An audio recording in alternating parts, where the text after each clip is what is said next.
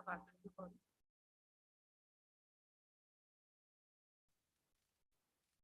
And God, Almighty One, Israel,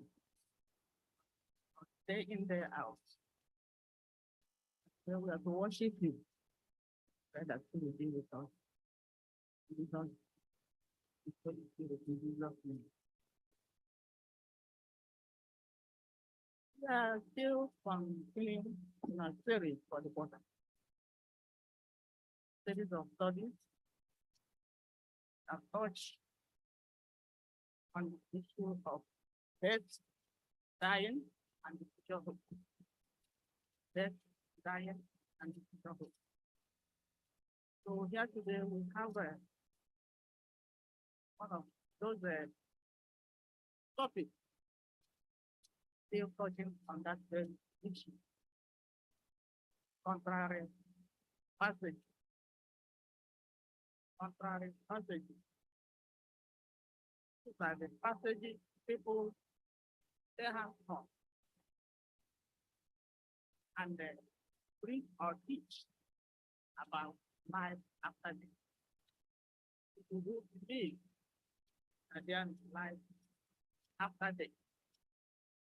When there is no such a thing in the Bible, and no physical market that there is life after death.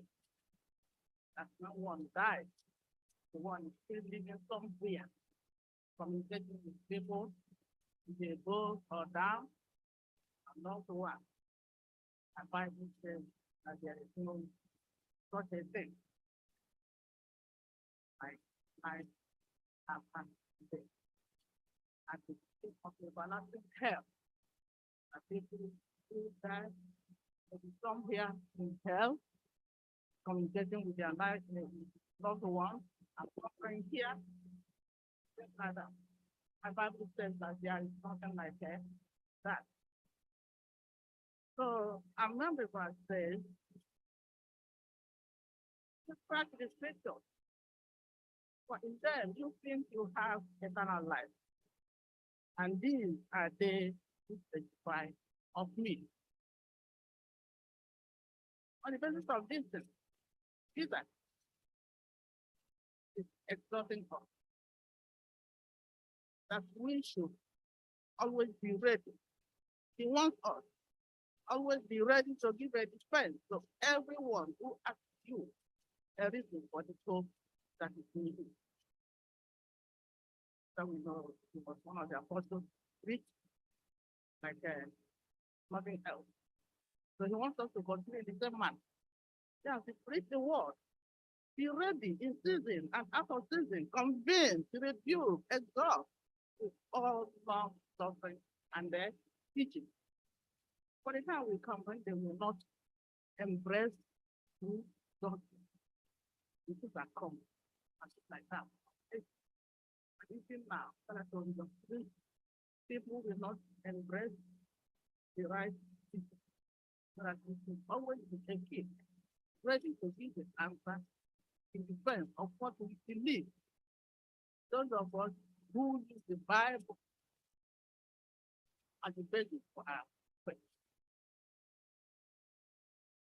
So this indicates we should look not only at the passages that easily can be discerned for to fit our belief, but we should also deal with passages that are commonly used to teach something different from what we believe. Because the passage so that you know that there's no life after death. And in this, that is to follow Christ and teach.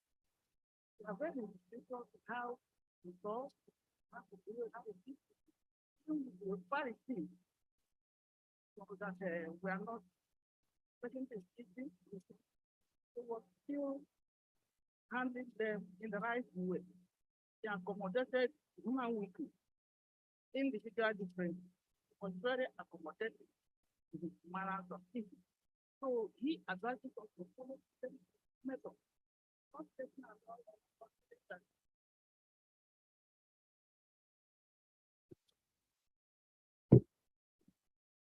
Not considering that that people could be difficult or sometimes we should do our best to accommodate people who could be difficult or different and all that. So this week we are going to study some of these passages as people to justify the natural immortality of the soul. Teaching of everlasting hellfire. We have 5 of them, and one of them is the rich man and the last. Can somebody read Luke 15:19-31? There was a certain rich man who was clothed in purple and fine linen, and free and fed sumptuously every day. But there was a certain beggar named Lazarus, full of sores, who was laid at his gate, desiring to be fed with the crumbs which fell from the rich man's table. Moreover, the dogs came and licked his sores. So it was that the beggar died and was carried by the angels to Abraham's bosom. The rich man also died and was buried. And being in torments in Hades, he lifted up his eyes and saw Abraham afar off and Lazarus in his bosom.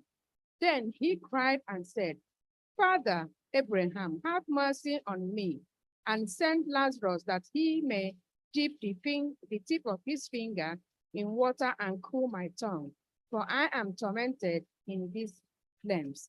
But Abraham said, Son, remember that in your lifetime you received your good things, and likewise Lazarus evil things, but now he is comforted and you are tormented. And besides all this, between us are you. And besides all this, between us and you, there is a great gulf fixed, so that those who want to pass from here to you cannot, nor can those from there pass to us.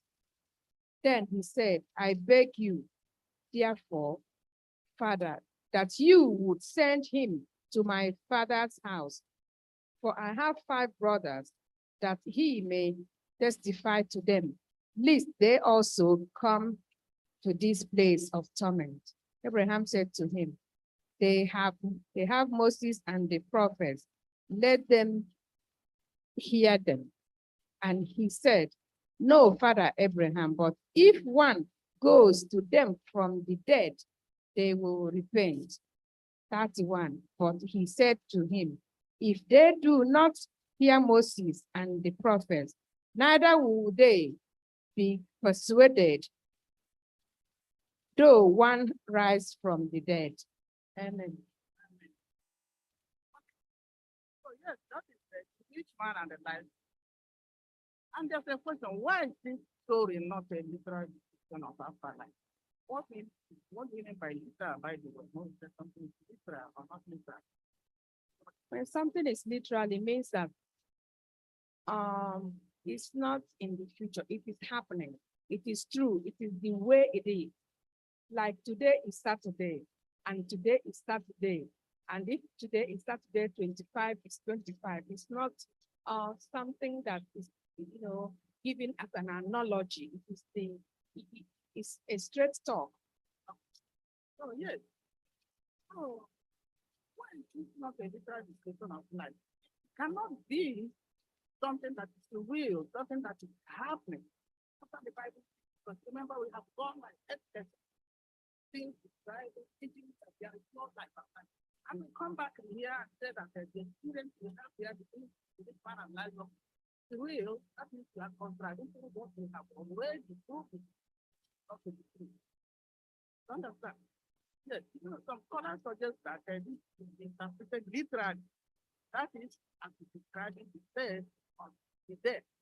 But this view will lead to several of the different conclusions and will contradict many of the passages that we have already seen.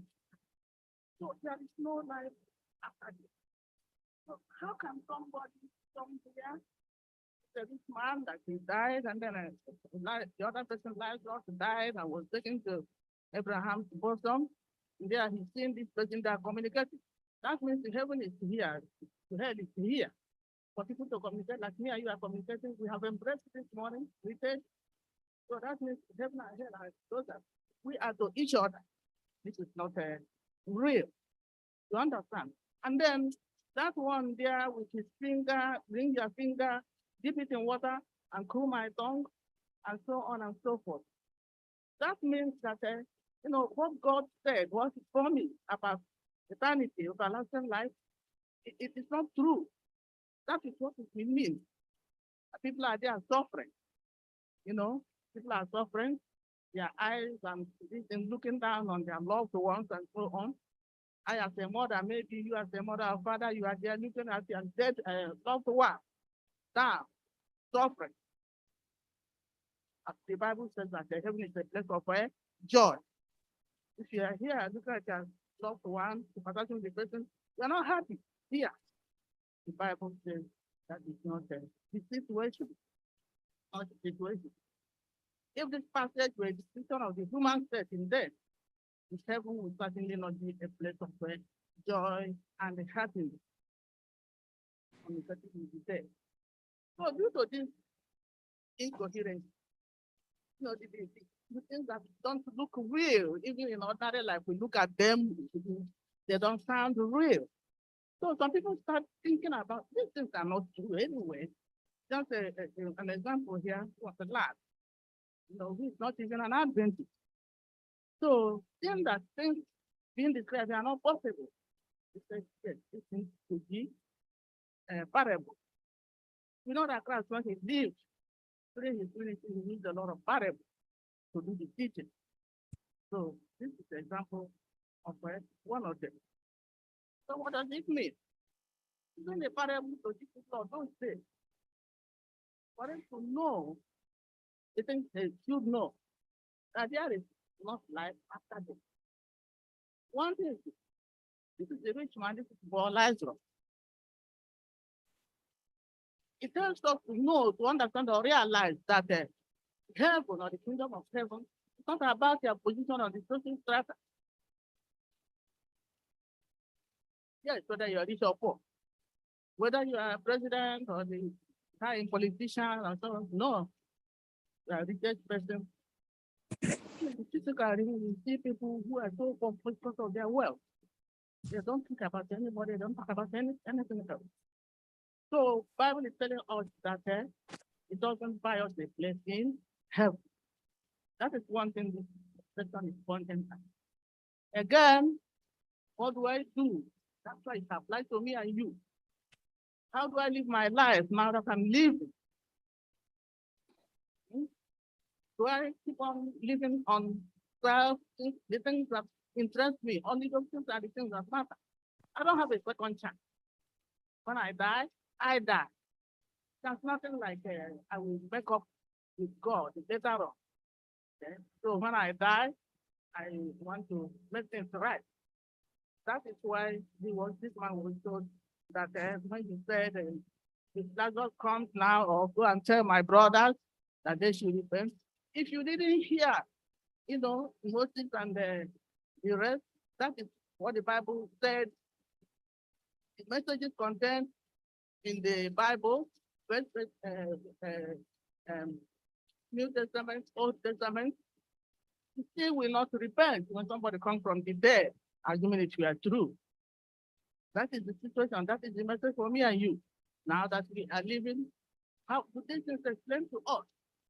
So that when we are gone, it is gone. Right? Yes. So we should be aware. It should be aware. That's the main thing teaching us that even now, even though those things happened thousands of years ago, those situations are still present.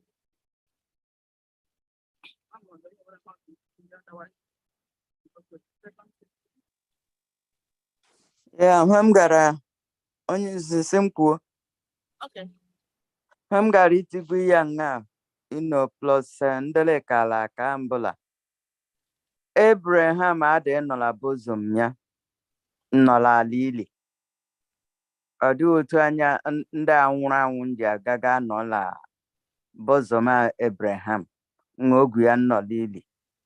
So ihe ndị ka anyị n'obi, many people ndị feel la there's amendment after death. Ndị fada nsị ga-arịọwara ya arịrịọ ya gala purgatory gala nga niile. There's no such thing. Ọ bụ aghụghọ ekwensu. Thank you.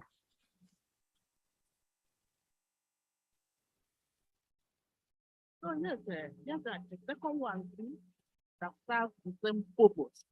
People hold greatly onto these things to defend their belief that there is life after death. With me in paradise. Today with me in paradise. This is a very familiar story.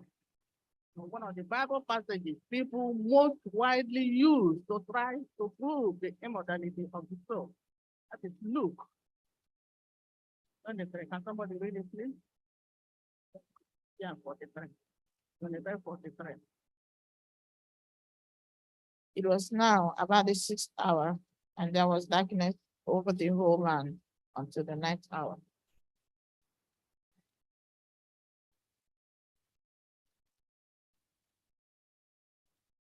And assuredly, and Jesus said to him, assuredly, I say to you, today you will be with me in paradise.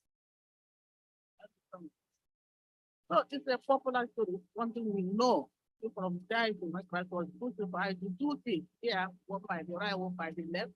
So they were already anticipating him, isn't it? Saying you are the Son of God, why don't you save yourself and save us? So immediately, one of them turned to the other person. Why?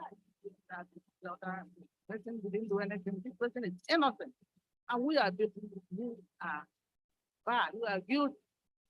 Thank the Lord and the Lord.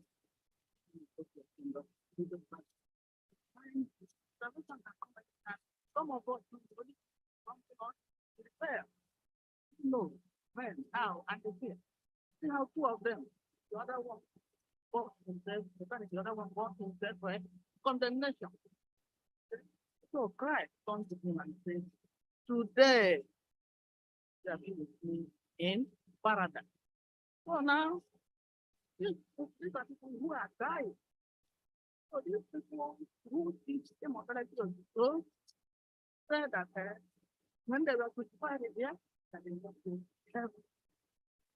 This is not true. Oh, it is not true.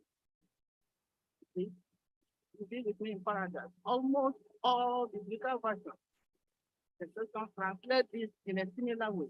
Given the study, this issue here, there are differences in writing style. Even today, when we go to school, in the classes today, there are some subjects, if it is a language or whatever, where you put your comma, matter. Your teacher can say, no, this is a different meaning, you see. So there are different styles of writing by different people, even today, especially in those days. And these things were translated by people. It is about salvation. Christ promised him salvation. And that promise took place that day. That day. Today, I am assuring you. Today, I am promising you. That offer, that assurance was being made here, being made today, here. It will not be revoked, nor overthought. It's going to happen in the future. Is it not true? And that's something that's going to take place in the future. So that is what happened here. The promise of salvation, our Lord Jesus gave that man that day, the offer was there, and the but it's going to happen sometime in the future during the second appearance of Master. It doesn't mean that they are going to heaven that time. After they were not together after their death, you know. Joseph was Arimathea took his corpse and buried on his grave. They were not together anymore. So if he went to heaven, why would he come on Sunday and tell Mary, don't embrace me because I haven't gone to my father? If he had gone on Friday with the thief, you understand? Who don't come on Sunday? You tell Mary, don't come to me, don't touch me. I need to go to my father. What's up for? So that is the situation. How about when that are you? No? So it depends on the position of that performer. If you read today, I tell you, or truly I tell you today. Truly I tell you today. Yes. And when is it going to happen? 3 days. Yes. We do that. I gave me too. Ordinary. So people give wrong interpretation and say they went after they were crucified, they went to hell. No, it didn't happen. I'm giving you that promise today. I'm telling you today that this is what is going to happen. I'm giving you salvation today. See, lawyer, to you. Okay? Yes. After we said, doesn't mean that you won't ever. It didn't say, go. And also, it will contradict the promise God made to his disciples. For I'm going to prepare a place for you. And when I go to prepare a place for you, what happens? I will come again and take you unto myself, that where I am, there you may be also. When I come again, second time, second appearance. So going to heaven to see that Friday night, I'll be coming back.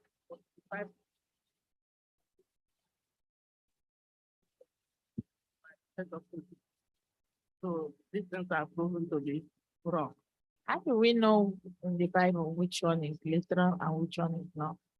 Because somebody can also come and say this one now is not literal.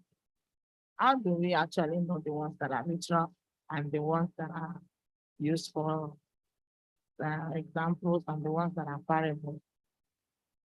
The way we can identify it. How about no following the teaching of the Bible? Like I have explained here, so that's Friday night. You wouldn't promise to disciples, and when you come, you're going to prepare a place and you come back and take them. And on Sunday, told Mary, don't touch, I haven't gone to my father. But I was only when I Friday night, everybody asking me, I don't think anybody has anything. I want to say, go ahead. Some time ago, the pastor was doing something. He said that we should read the Bible. Sometimes we read it out. We have to read the preceding chapters to follow what has been going on. And two, we as people of faith, we know that there are stages of this situation. When he was alive, he gave them information that he was going to be crucified, he would die, and on the third day, he will rise up. See, they were not even understanding him. So somebody who has given us all this information is not going to take somebody from the cross and go. The cross of the matter is to follow the other chapters and other verses that are behind this today. I will take you in, but something has happened before this statement. So we don't read that particular verse alone and carry it with it. We go back and see what has been happening before now.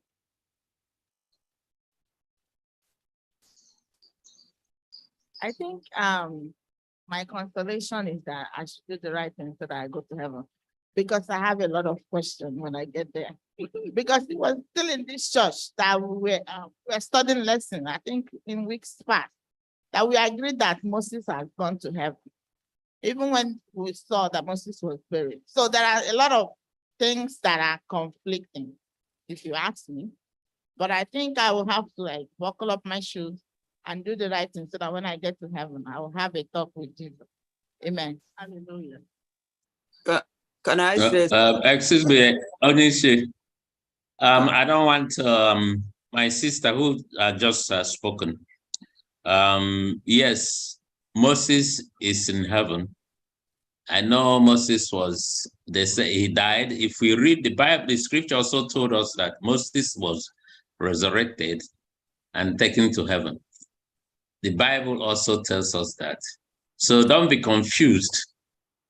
This lesson is just telling us that we have to be, read the Bible and understand it and not assume anything. And the Bible also told us Moses went to heaven. So don't get confused from the previous lesson. Can I say something? Can I? Oh, okay.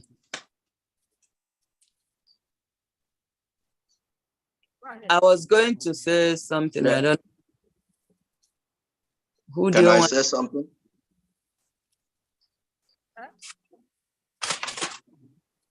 Go ahead. Thank you, thank you, thank you. Then Happy Sabbath, everyone. Yeah, I just want to say that there is no confusion about what Jesus was actually responding to. If you look at verse 42, the thief made a request. Remember me when you come to your kingdom. He did not say, remember me today.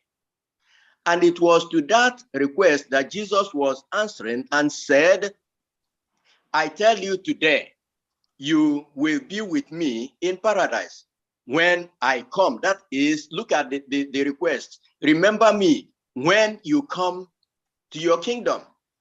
And so the thief also knew that Jesus was to come and to take his kingdom. And he said, when that time comes, remember me. It's, if we read in context, without too much theology, we will understand, what's going on here. So it was not, he himself knew Jesus was not going to do it that day. And Jesus, in answering, said, today I tell you, you will be with me in paradise. I am answering positively to your request. Your request is granted. When I come to my kingdom, I will remember you. You'll be with me. Thank you very much. God bless you. There's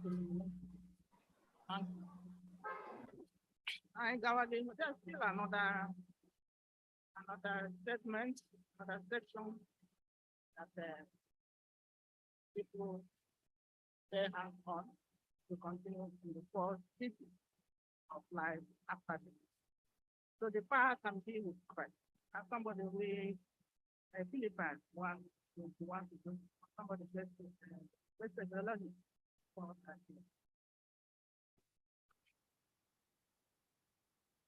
One, chapter 1.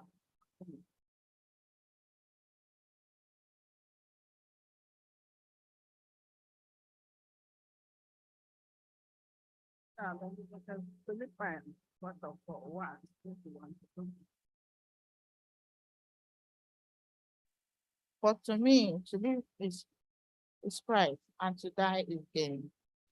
If I am to live in the flesh, that means fruitful labor for me, yet which I shall choose, I cannot tell. I am hard pressed between the two. My desire is to depart and be with Christ, but that is far better. But to remain in the flesh is more necessary on your account. So here, Paul is not saying that he wants to die there and go and be with Christ in heaven. He's talking about certain things, two things. So he wants to continue ministry, teaching, because that's very important to him. We saw how zealous he became after conversion. He wants to continue teaching, and then he wants to depart to be with Christ in heaven. So it doesn't teach that he wants to die that time and go and stay with Christ in heaven when he is dead and so on. Let somebody get a First Thessalonians.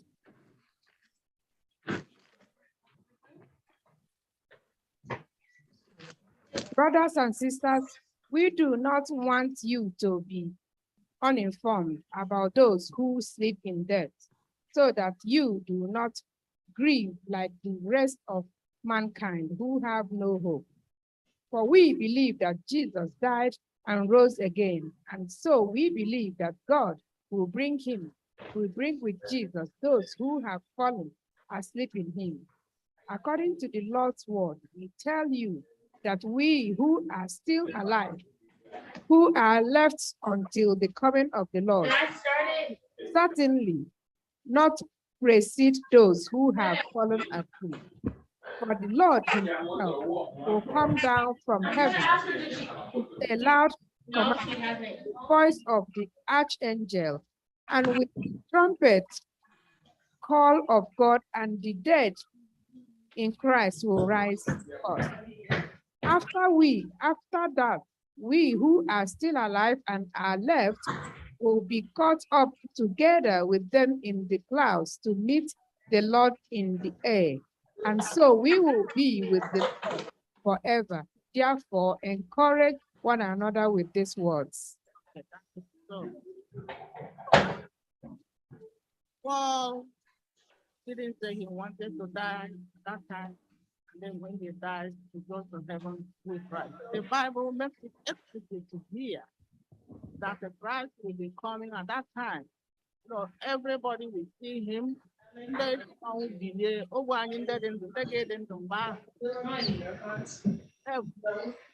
is the thing.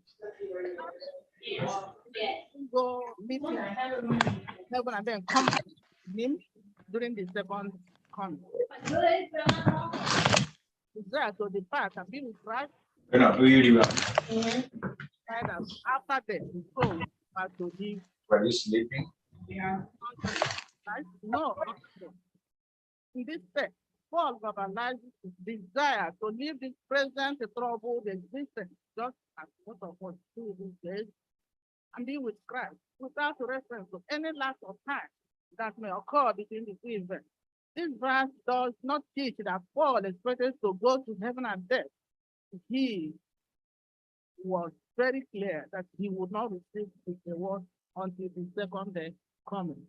Even if it's sometimes when we fall asleep, we don't know what is happening. We wake up, it's like we slept only 2 minutes, isn't it? Because we are sleeping. I'm talking of ordinary sleeping. But we are sleeping, we didn't know what you're doing now, this or that. You understand? So somebody who is dead doesn't know anything. Like Paul will just die. He wouldn't know anything until the resurrection. That lapse of time, we have no experience. You wouldn't say what happened when you were not alive. So that is what Paul is saying. Now then, can somebody get 2 Timothy 4, 6 to 8? So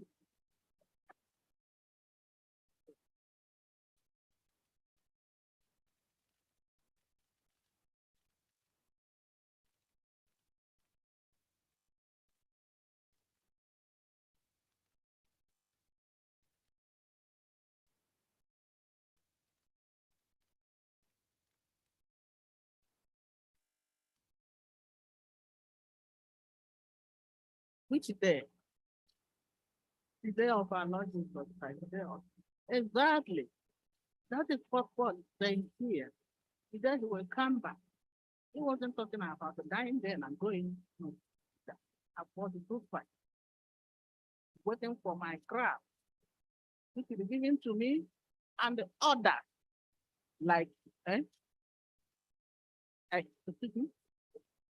yes, no, God praise God. Yes, God praise God. So Paul, he knew this thing. That's what he was emphasizing on. The Paul would prefer to die than to live because he then could finally rest from all his trouble without needing any longer to suffer pain to God. And he do so with the full certainty that he would receive the crown of righteousness at the second coming. So Paul certainly didn't want to die. He knew what to follow when he did. So this could have applicable to me and you. So when we die, or sometimes when we say we want to die, or we die actually when God wants us to die, or whatever, what is our position? What is our position? Dying is not just dying because there's no repentance in the grave. So I'm going to take one that I'm moving. Death will come to anybody anytime after all. So what is our position? that we find ourselves when Christ comes. As we go here, that's future hope. Fix our eyes, our attention on that future hope. That future hope. Anything otherwise, we go to the next section because our time is flying. We are used preaching to the spirit to try to prove that there is life after death. Can somebody get the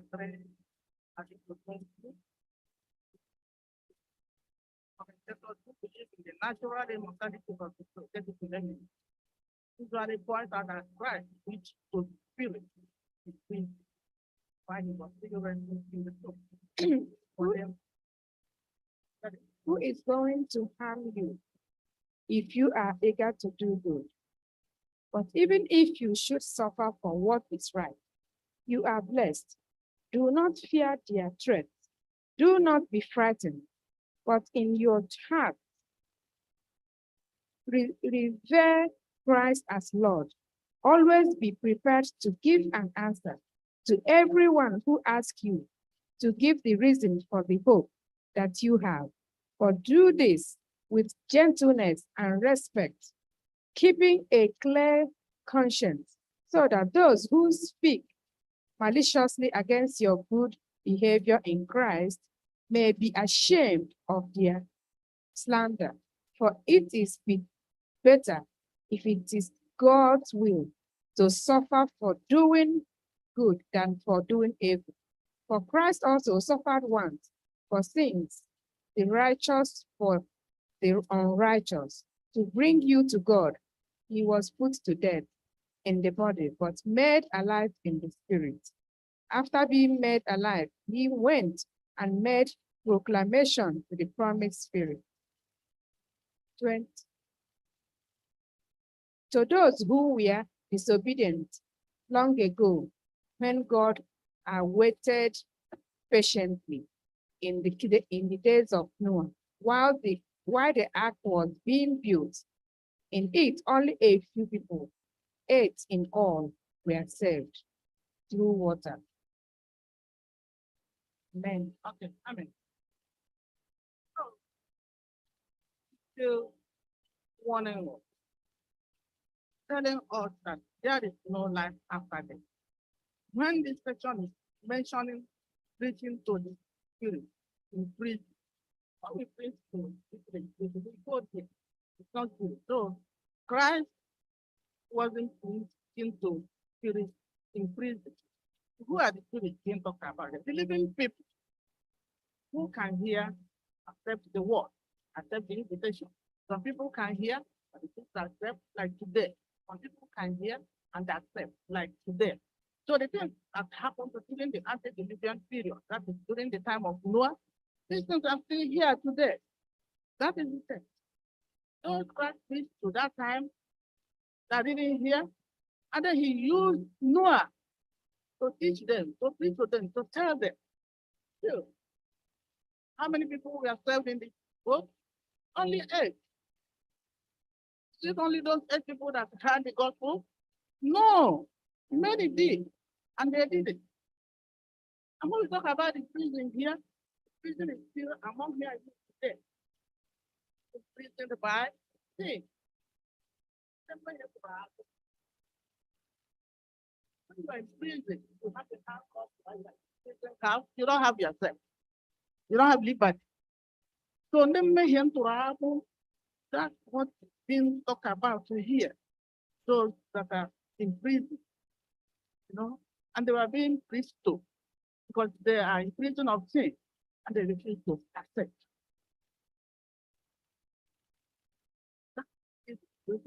So where are we here? And we think otherwise, if we don't repent, if we don't obey what the Bible says, we are still with the divine class the second time, we are still like the antediluvian period. No matter what, so me and you could find ourselves in that situation today. That's the thing for this. It's not for us to judge and say, yeah, he did the right. No, this interpretation here wasn't. It's for us who are living now at the present time. So learn from this thing.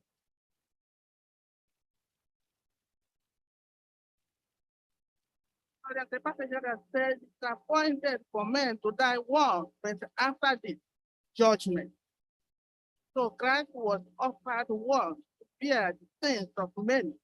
So those who eagerly wait for him, he will then at the second time. Now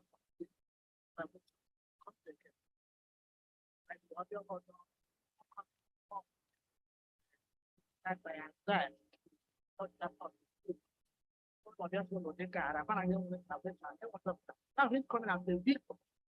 Second coming. I will guide them to get it. So hopeful. Second. Me and you. From this and all those things. Notice that Peter says the spirit is of us identified in verse 20 as the obedient and disobedient during the days of Noah. That's what it is. That spirit is used in this context, and that's why in the New Testament, in reference to these people who can hear and accept the salvation. The expression in prison obviously refers to not to a literal prison, but to the prison of pain in which the unregenerated human nature is found. Christ preaching to the impenitent antediluvian was accomplished through Noah, was divinely instructed by God, and became a preacher of righteousness to his contemporaries.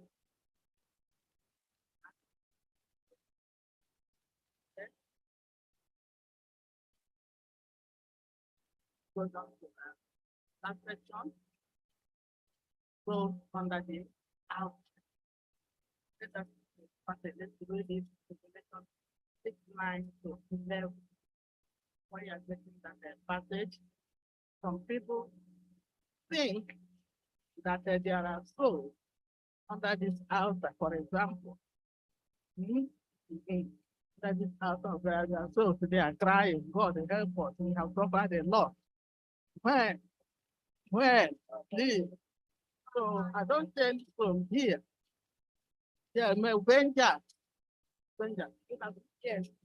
When he opened the fifth seal, I saw under the altar the souls of those who had been slain for the word of God and for the testimony which they held.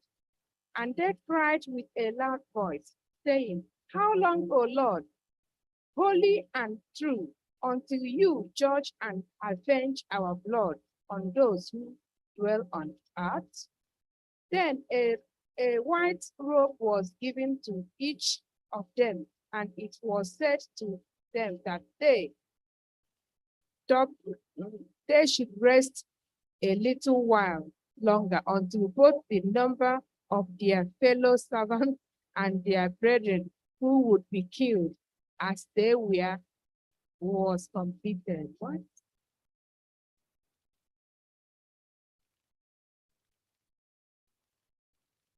Okay. So, first of all, we should know that the revelation, prophet, right? There's nothing today that could be a joy. So, these things are parable. It's what they think when there's no soul of the departed one, the matter, the friends under the house. And the outer added in reference, equally proverbial or symbolical. Not the outer of the friends, over the outer of it, sacrifice. Those things, not which is remembered at that man. Outer of sacrifice, where sacrificial blood was being poured. So these people are not there trying for vengeance. This is the situation where symbolically the angel was telling them, wait until the hubble, giving us time to repent, so that your brothers and sisters over there who have died or who are So these are the situations here for us to add in here. It's about salvation. It's about salvation. But the guy is telling those people to wait. I'm not allowed to say that.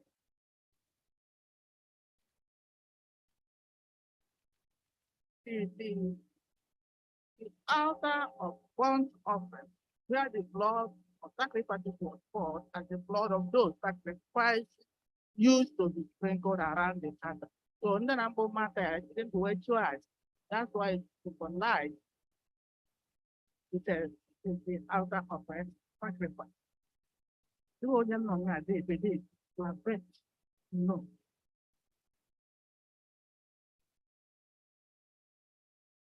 So the matter was symbolically poured at God's altar when, by remaining faithful to the word of God and testimony of Jesus Christ, they lost their lives. The souls under the altar are also symbolic. By taking them literally, one would have to conclude that the matters are not fully happy in heaven.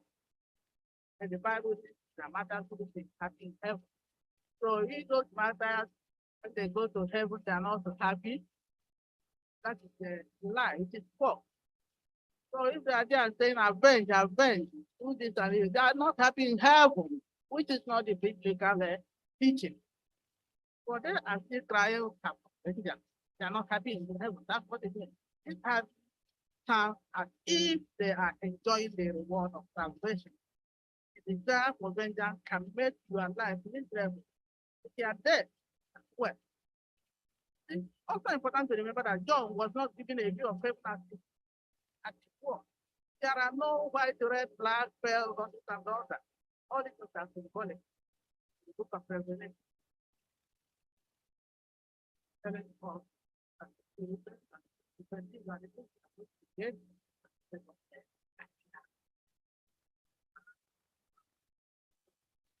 So that George Hitler, there is no one going to see.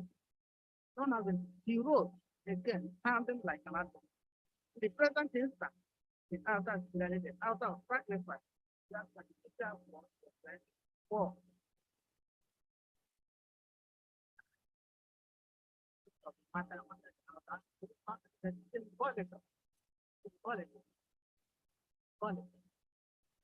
That is what it means. And then on the Friday, in the parable of the rich man and Lazarus, God shows that this life, men decide their eternal destiny during probationary time. The grace of God is offered to every soul. But these men waste the opportunity to self-please, they call themselves off from everlasting life. No after probation. They have faith and the possible God to give them and their God that we saw in that question. How do we know what we have in the heaven? Where we hope to go. I say the Christians and the diet of our faith.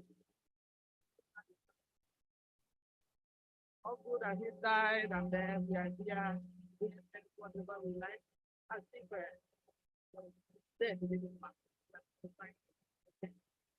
So these are the things. The future hope. So,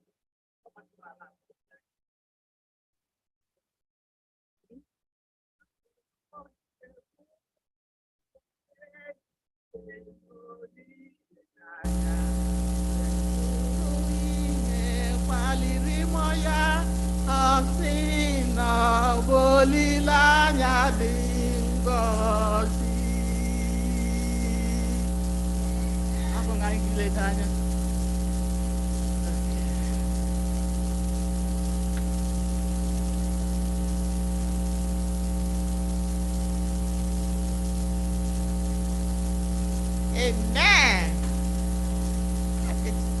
God bless you. My time, my healing, perfect. God bless your ministry in Jesus' name. Amen. Oh, now I get back to go so it's time to get up from your seat and come and support the affairs of the Sabbath school. Keep your hand in your pocket. Come and support the Sabbath school. As you do that, I pray that the Lord will bless you. Can you please project our online giving platforms for those who are joining us online so that they can be part of this blessing?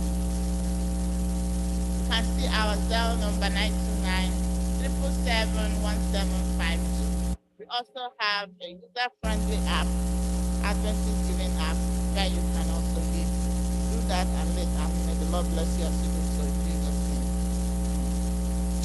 Anyị apụghị ịkwụghachi ụgwọ ihe ọma niile meworo anyị Chineke. Anyị apụghị ịkwụghachi ụgwọ ihe ọma niile meworo anyị Chineke. Inyere anyị ndụ, inyekwara anyị ihe oriri. Anyị apụghị ịkwụ ụgwọ ihe ndị a niile.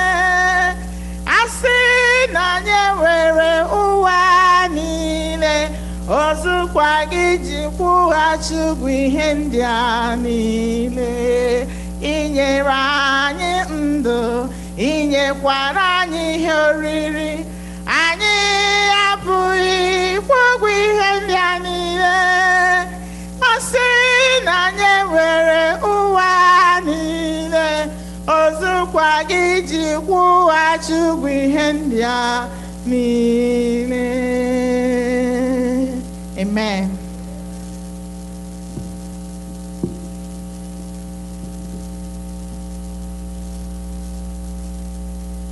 Amen. On the money this type of lessons of member some of us. As we study them, just as somebody asked, you sign Jamakembu literal one that parable. How we do Bible studies, as we conduct Bible studies, and our clients, we need to open our hearts. If they accumulate new teaching, so that I am not there, it is true. All you take is here in law. But then, because of more education, more civilization, we are understanding things now differently. All the mind remains some studies back home.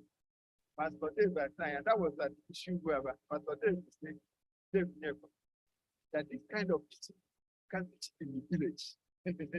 It's only the you can teach it. Can you see a village? But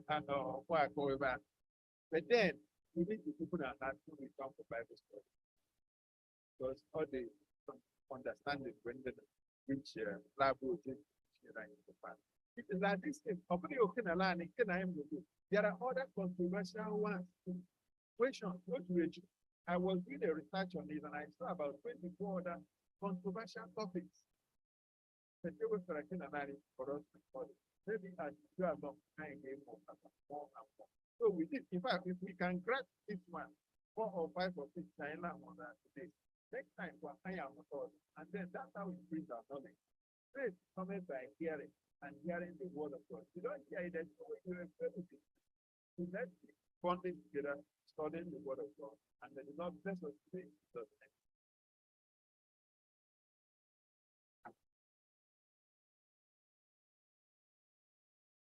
Amen. We'll now bring this wonderful Sabbath school to a close by singing from SDA 341. To God be the glory. SDA 341. You are right.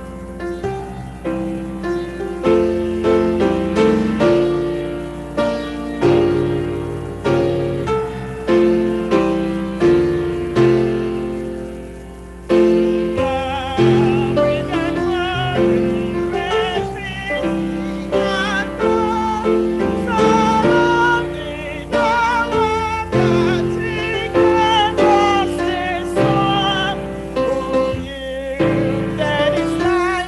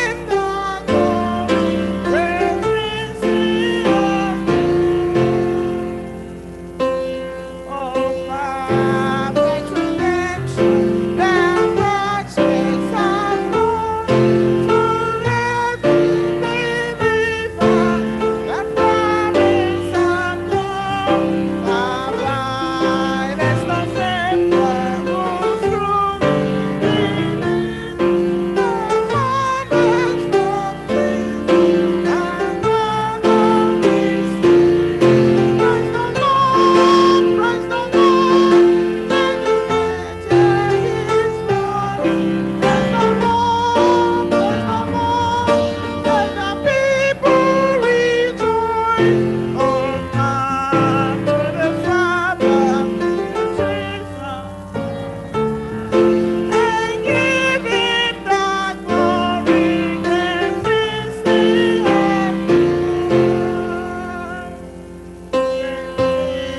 sing a song of praise,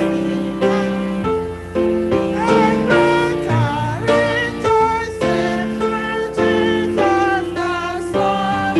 But pure and mighty and greater will be our wonder, our transport when Jesus is seen. Praise the Lord, praise the Lord. May the earth hear his voice. Praise the Lord, praise the Lord. Let the people rejoice. Oh, come to the Father through Jesus the Son, and give him the glory. Let's sing, hallelujah. Amen. Before we do the closing prayer, I would like to specially welcome the newest bride in the house, Dadako. You are welcome. I pray that the Lord will be with you and bless your new home in Jesus' name. Say hello to the church. Hello, everybody. Happy Sabbath. I have a news for you later. Okay. Amen.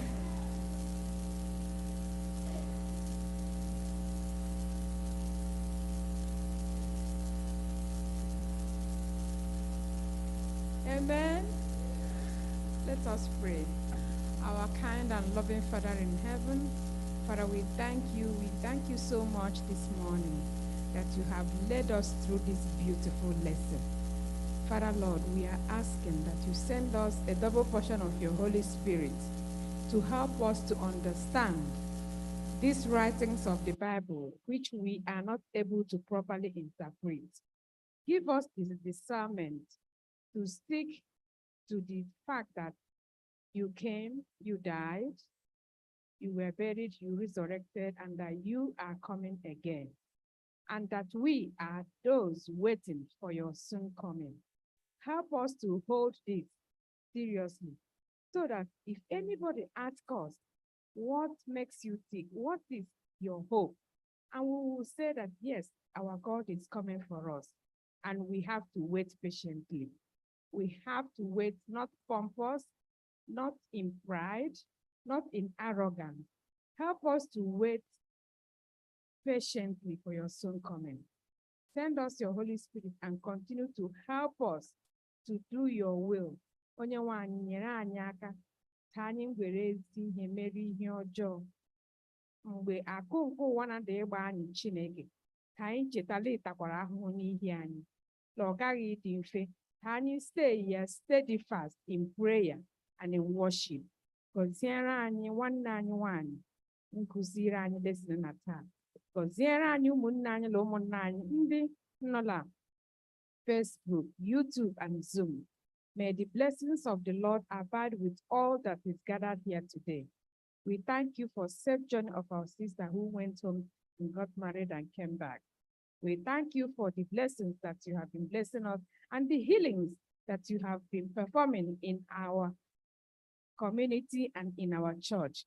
Father, as we go into the next section of this worship, may your spirit be with us. May you continually tabernacle with us, because we have asked and prayed in the mighty and matchless name of Jesus Christ, our Savior. Amen.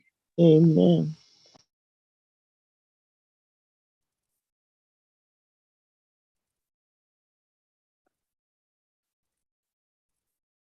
Amen. Thank you so much, everyone, for joining us today. Next week, it will be the week number 10 in this quarter, and we'll be studying the lesson that is titled The Fires of Hell.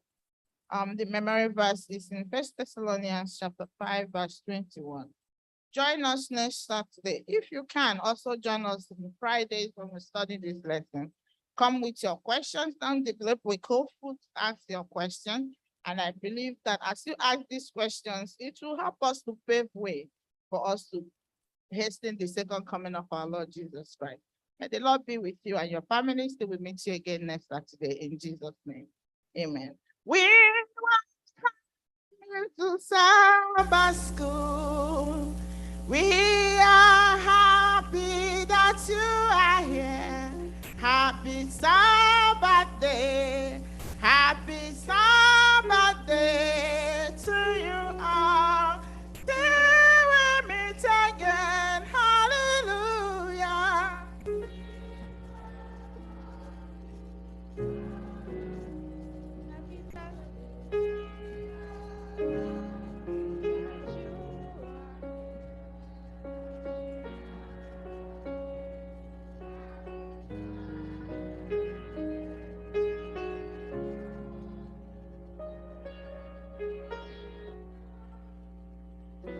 Happy Sabbath, church.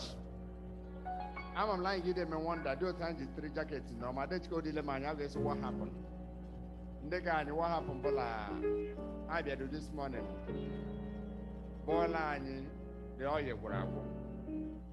And the may hit that on. But the pastor is working on that because since the week, everyone will issue with the accounts. As well, machine, what they issue on like with a go from the bank. So we'll happen. I will miss you. As a member of la mana, because three to go to no. Do come around, you know, keep in or leave heaven. That he can only kid there. I want to know. We have to manage today, and God will lead us through in the mighty name of Jesus. Amen.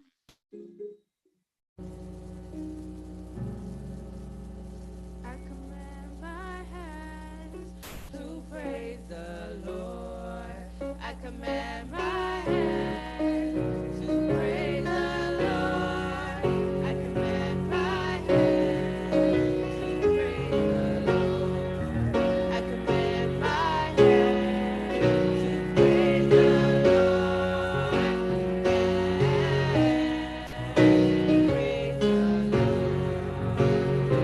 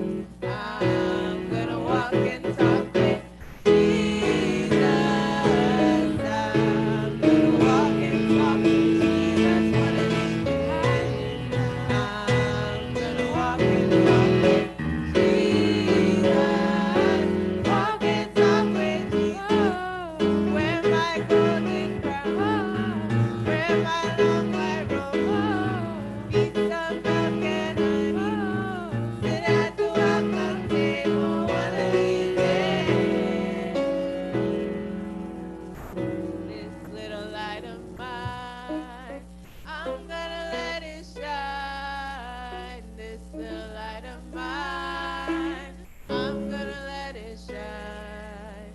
It's the light of mine. I'm gonna let it shine, let it shine, let it shine, let it shine. It's the light of mine. I'm gonna let it shine. It's the light of mine. I'm gonna let it shine. It's the light of mine. I'm gonna let it shine. Let it shine. Let it shine. Let it shine. I'm gonna sing, sing, sing. I'm gonna shout, shout, shout. I'm gonna sing. I'm gonna shout. Praise the Lord. Always forget our open wide. I'm gonna stand by Jesus. I'm gonna shout. I'm gonna sing, sing, sing. I'm gonna shout, shout, shout. I'm gonna sing. I'm gonna shout. Praise the Lord. Always those gates are open wide. I'm gonna stand by Jesus' side. I'm gonna sing. I'm gonna shout. Praise the Lord. Hallelujah, since I laid my burden down. Glory, glory, hallelujah, since I laid my burden down. Friends don't treat me like they used to since I laid my burden down. Friends don't treat me like they used to since I laid my burden down. Burden down, Lord, burden down, Lord, since I laid my burden down. Burden down, Lord, burden down, Lord, since I laid my burden down.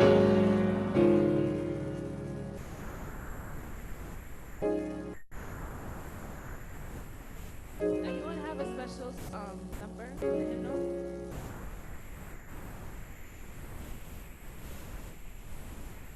88. 88.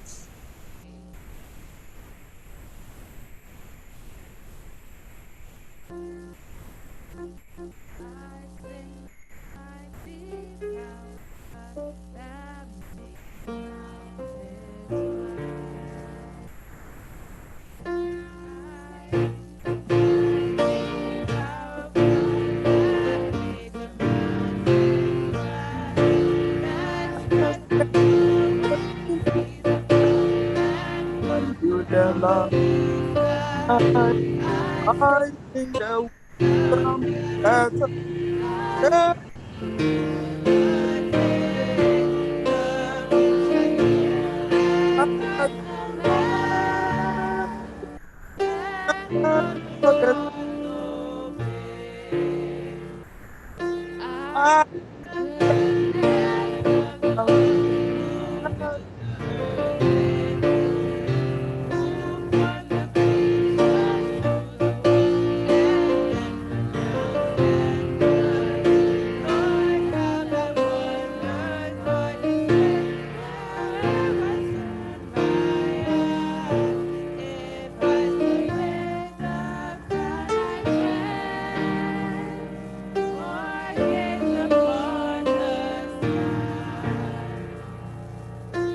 I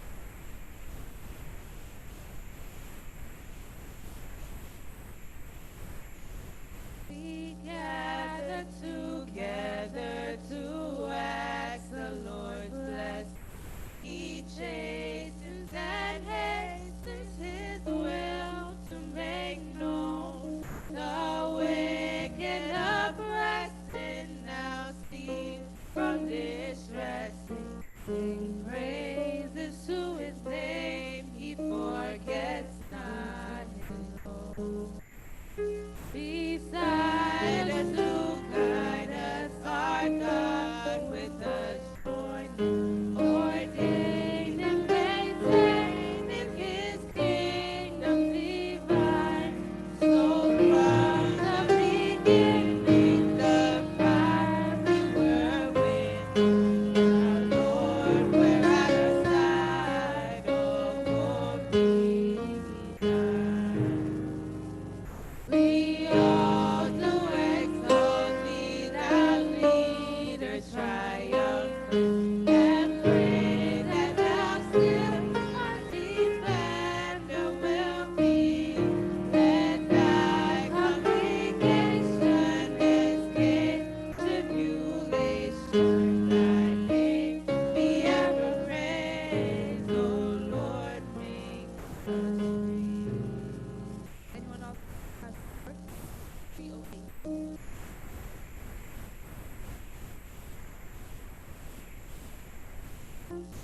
I will be there, Savior, holy thou. I will be there, Savior, holy thou. Teach me how, teach me how. I will do thy will, Lord, not mine. Help me now. Holy God, holy God, holy God is my vow. Holy God, holy God, holy God, oh Lord, just now. What is worldly pleasure, well done, without thee, without thee, I will leave them, for I dare name this my well shall be. Holy God, holy God, holy God, this is my vow. Holy God, holy God, holy God, oh Lord, just now. As I cast first glances towards thee, come down near, in my presence, all I find is my comfort here. Holy God, holy God, holy God, this is my vow. Holy God, holy God, holy God, oh Lord, just now. Any other words?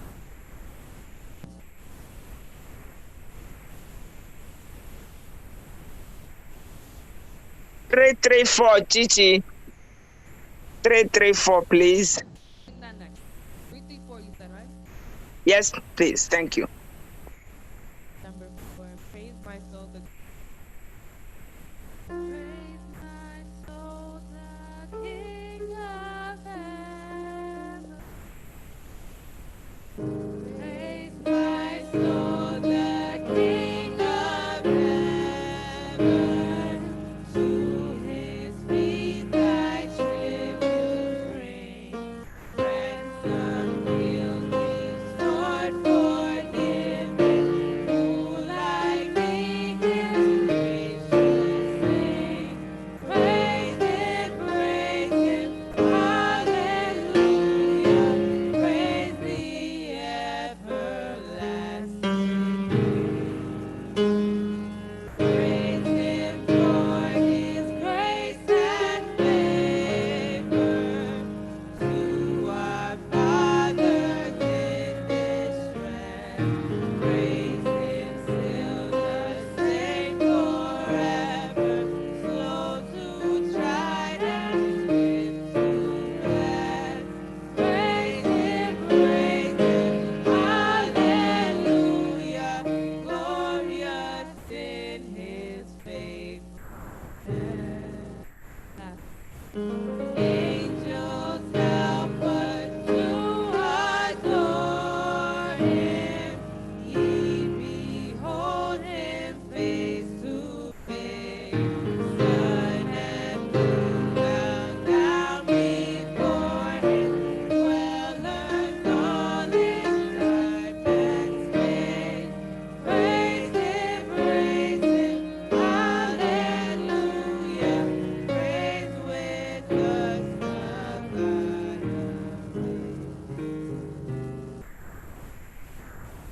334 or 38? 334. Come down from every.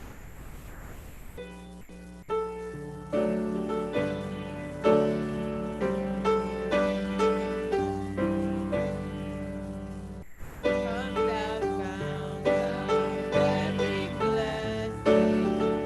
My heart to sing thy praise. Streams of mercy never ceasing. Offer songs of love and praise. Teach me ever to adore thee. May I still thy goodness know. While the endless glories fill my heart with joy and love. Here I raise my Ebenezer, hither by thy help I found, and I move my magnet pleasure safely to arrive at home. Jesus saw me when a stranger, watching from the fold of God. He to rescue me from danger, interpose his precious blood. Oh, sweet grace, how great a depth, daily I'm constrained to be. Let thy goodness, like a feather, flying closer still to me. Prone to wander, Lord, I feel it. Prone to leave the God I love. Here's my heart, oh, take and seal it for thy course above. Five.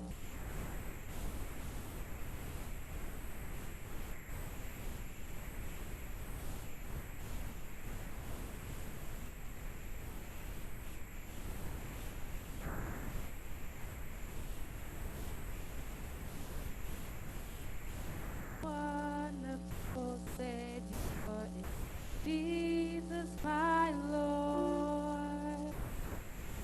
A wonderful Savior, Jesus, my Lord. A wonderful Savior to me. He hideth my soul in depths of the rock, where rivers of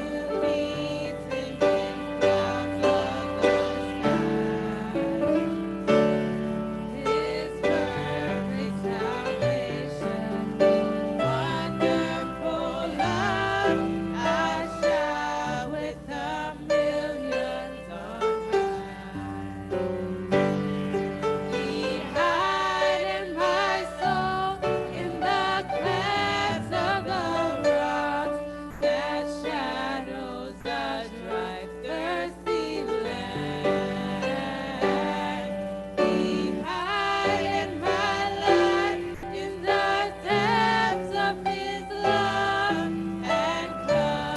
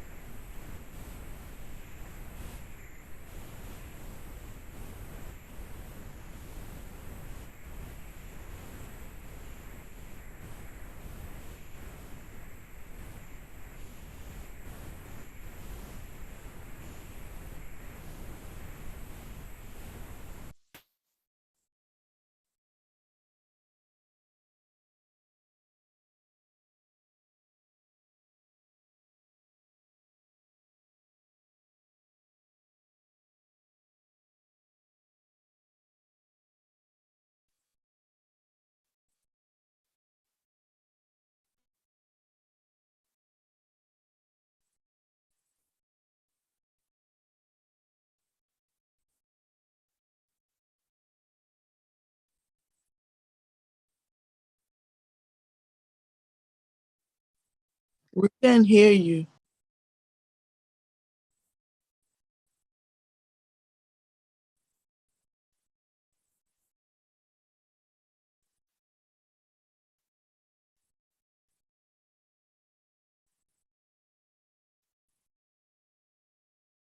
We still can't hear you.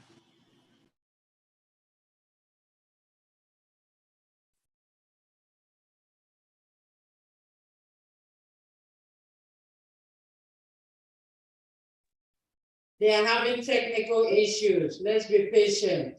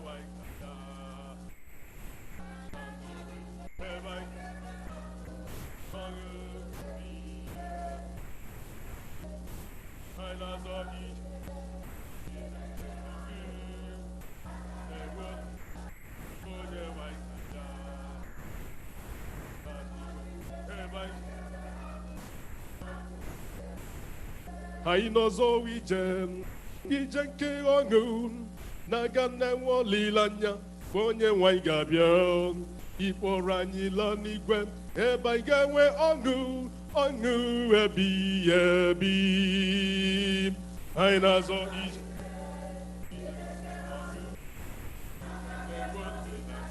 bụ onye nwanyị ga-abịa laa n'igwe ebe anyị ọṅụ.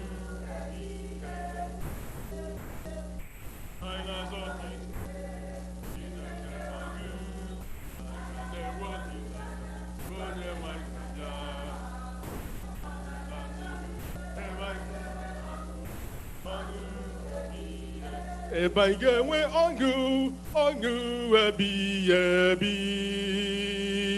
Anyị na-azọ ije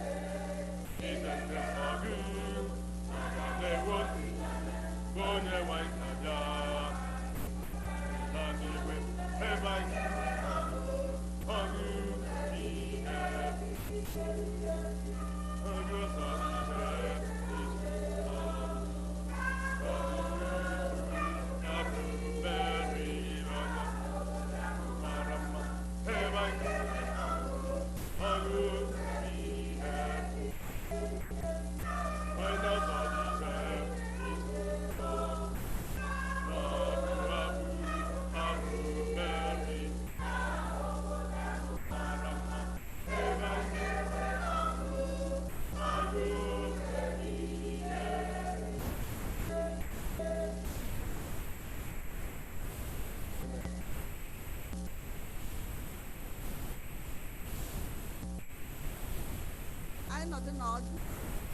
Happy Sabbath, church.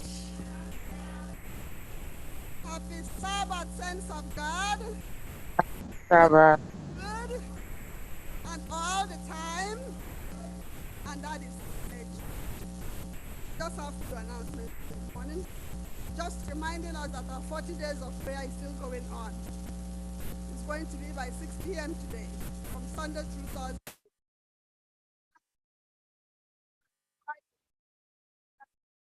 To log on. Tomorrow will be men's ministry meeting. I don't know who's supposed to do it.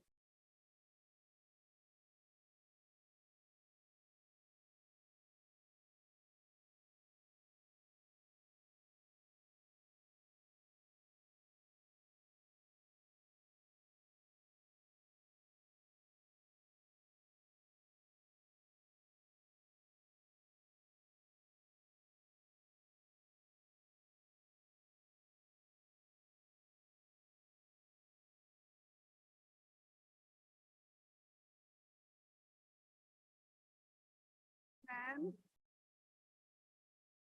the men's ministry meeting gave a cheating. The host go the Romania and the Kineberoria. So we are also being reminded to keep our church clean. Because if you bring anything into the sanctuary, if I thought you have the need to bring anything into the sanctuary, please take it with you. If you bring in a water bottle, please take it with you.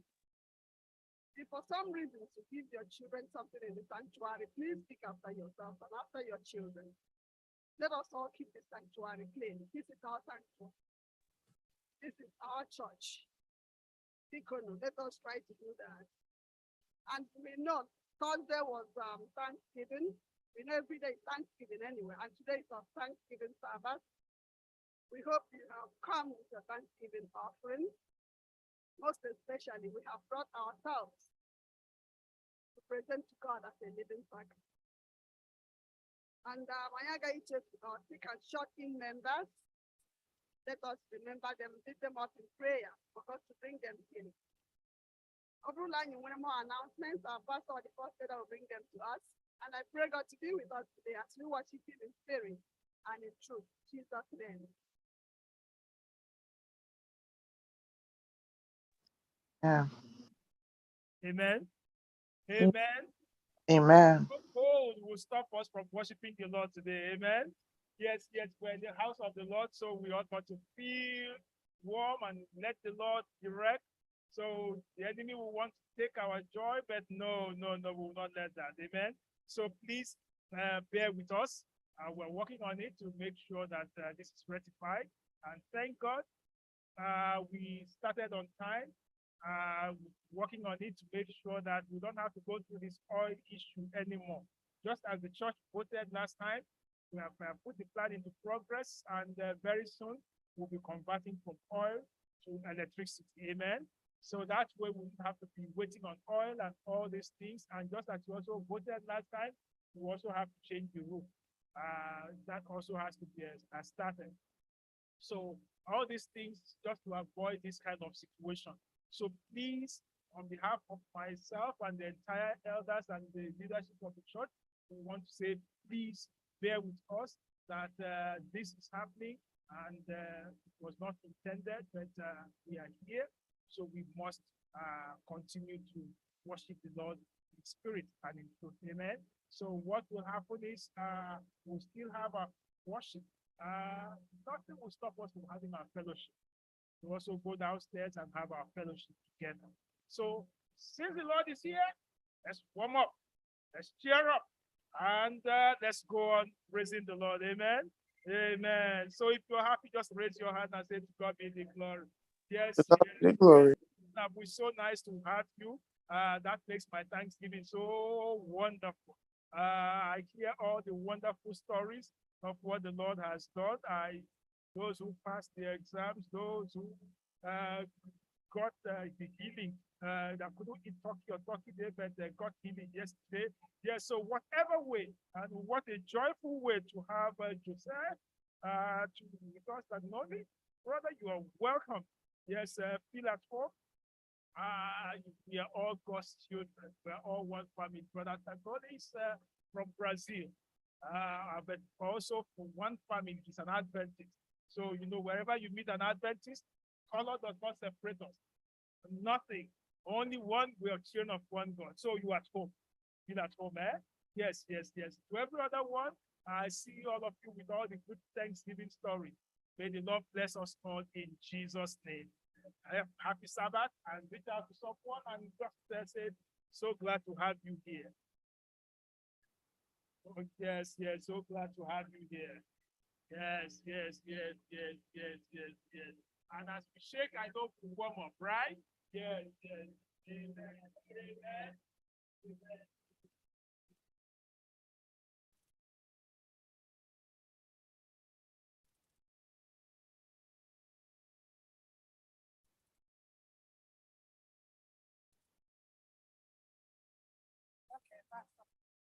Happy Sabbath. Pastor is going to give a special greeting to the couple. Chief on three. I did not mean to keep you out there. You are so special to me, right? Yes.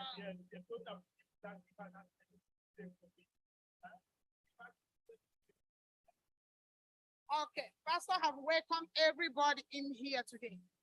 We are going to use the same opportunity to welcome those in the media, YouTube, Hello. and both WhatsApp and the Zoom. You all are welcome in Jesus' name. Amen. But in our body, we are not cold. For that, we are going to stand up and give God. Today is the Thanksgiving for festival.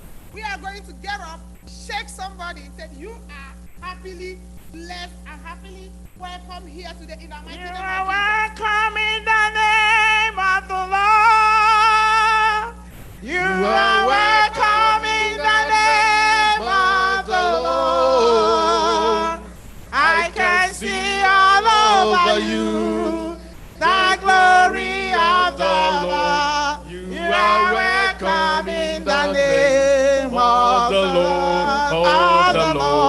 You are welcome in the name of the Lord. You are welcome in the name of the Lord. I can see all over you the glory of the Lord. You are welcome in the name of the Lord. Akamjuru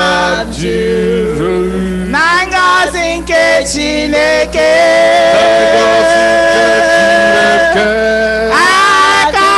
Akamjuru na ngọzi nke Chineke. Onye metụrụ aka ngọzi ga-adịrị ya.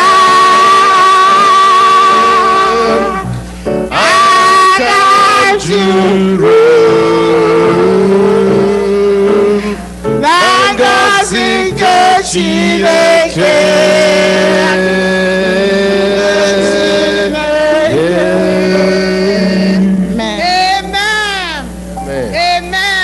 Amen. Okay, the divine service hour is here. We are going to take our formation of faith. Amen. Our formation of faith is taken from the book of Revelation, chapter 14, verse 6 to 7. Revelation 14, 6 to 7. And I saw another angel fly in the midst of heaven, having the everlasting gospel to preach unto them that dwell on the earth, and to every nation, and kindred, and tongue, and people, saying with a loud voice, Fear God, and give glory to him, for the hour of his judgment is come, and worship him that made heaven and earth, and the seas, and the fountains of water. Amen. Our call to worship is taken from Psalms 33, verse 20 to 22. Psalm 33. Our soul waited for the Lord. He is our help and our shield. For our heart shall rejoice in him, because we have trusted in his holy name. For our heart shall rejoice in him, because we have trusted in him. With this, I call the church of God to worship. There's a sweet, sweet spirit in this place.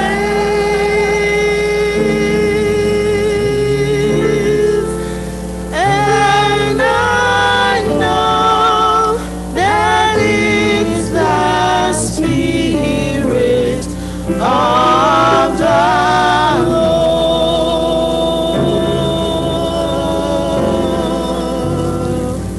there are sweet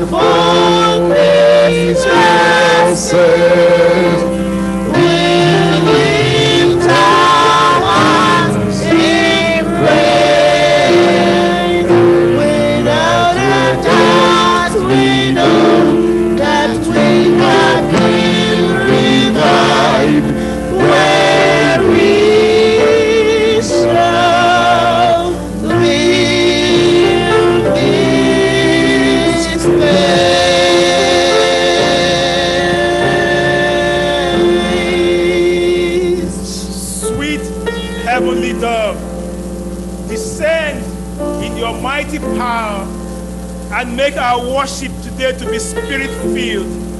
And each one of us, as we have come with thanksgiving, that you, O Lord, will receive our thanks, and all that we do today will bring glory to your name. Be high and lifted up. Son of righteousness, shine into our hearts now. In Jesus' name we have prayed, and let everyone say, Amen.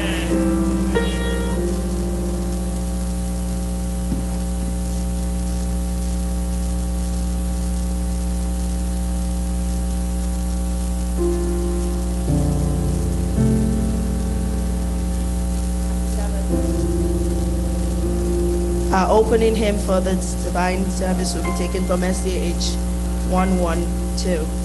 SDH 112. Let us with a gladsome mind, let us with a gladsome mind praise the Lord, for he is kind, for his mercy all endure, ever faithful, ever sure. He will command in might, fill the human world with light, for his mercy shall endure, ever faithful, ever sure.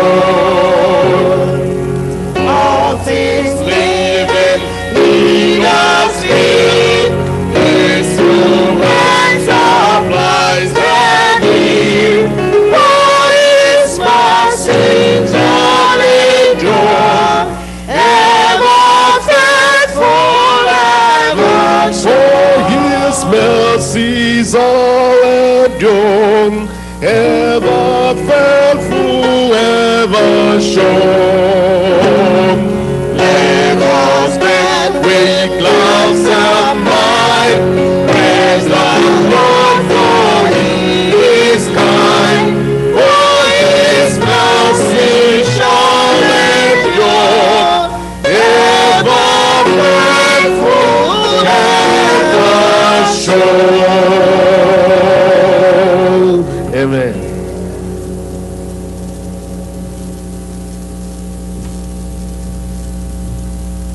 While we're still standing, our Bible reading should be taken from the book of Luke, chapter 7, verses 47 to 50. It reads, Therefore I say to you, her sins, which are many, are forgiven, for she loved much. But to whom little is forgiven, the same loves little. Then he said to her, Your sins are forgiven. And those who sat at the table with him began to say to themselves, Who is this who even forgives sins? Then he said to the woman, Your faith has saved you. Go in peace. May the Lord bless this reading. In Jesus' name I pray. Form ye this consolate, where ye ladies come to the mercy seat.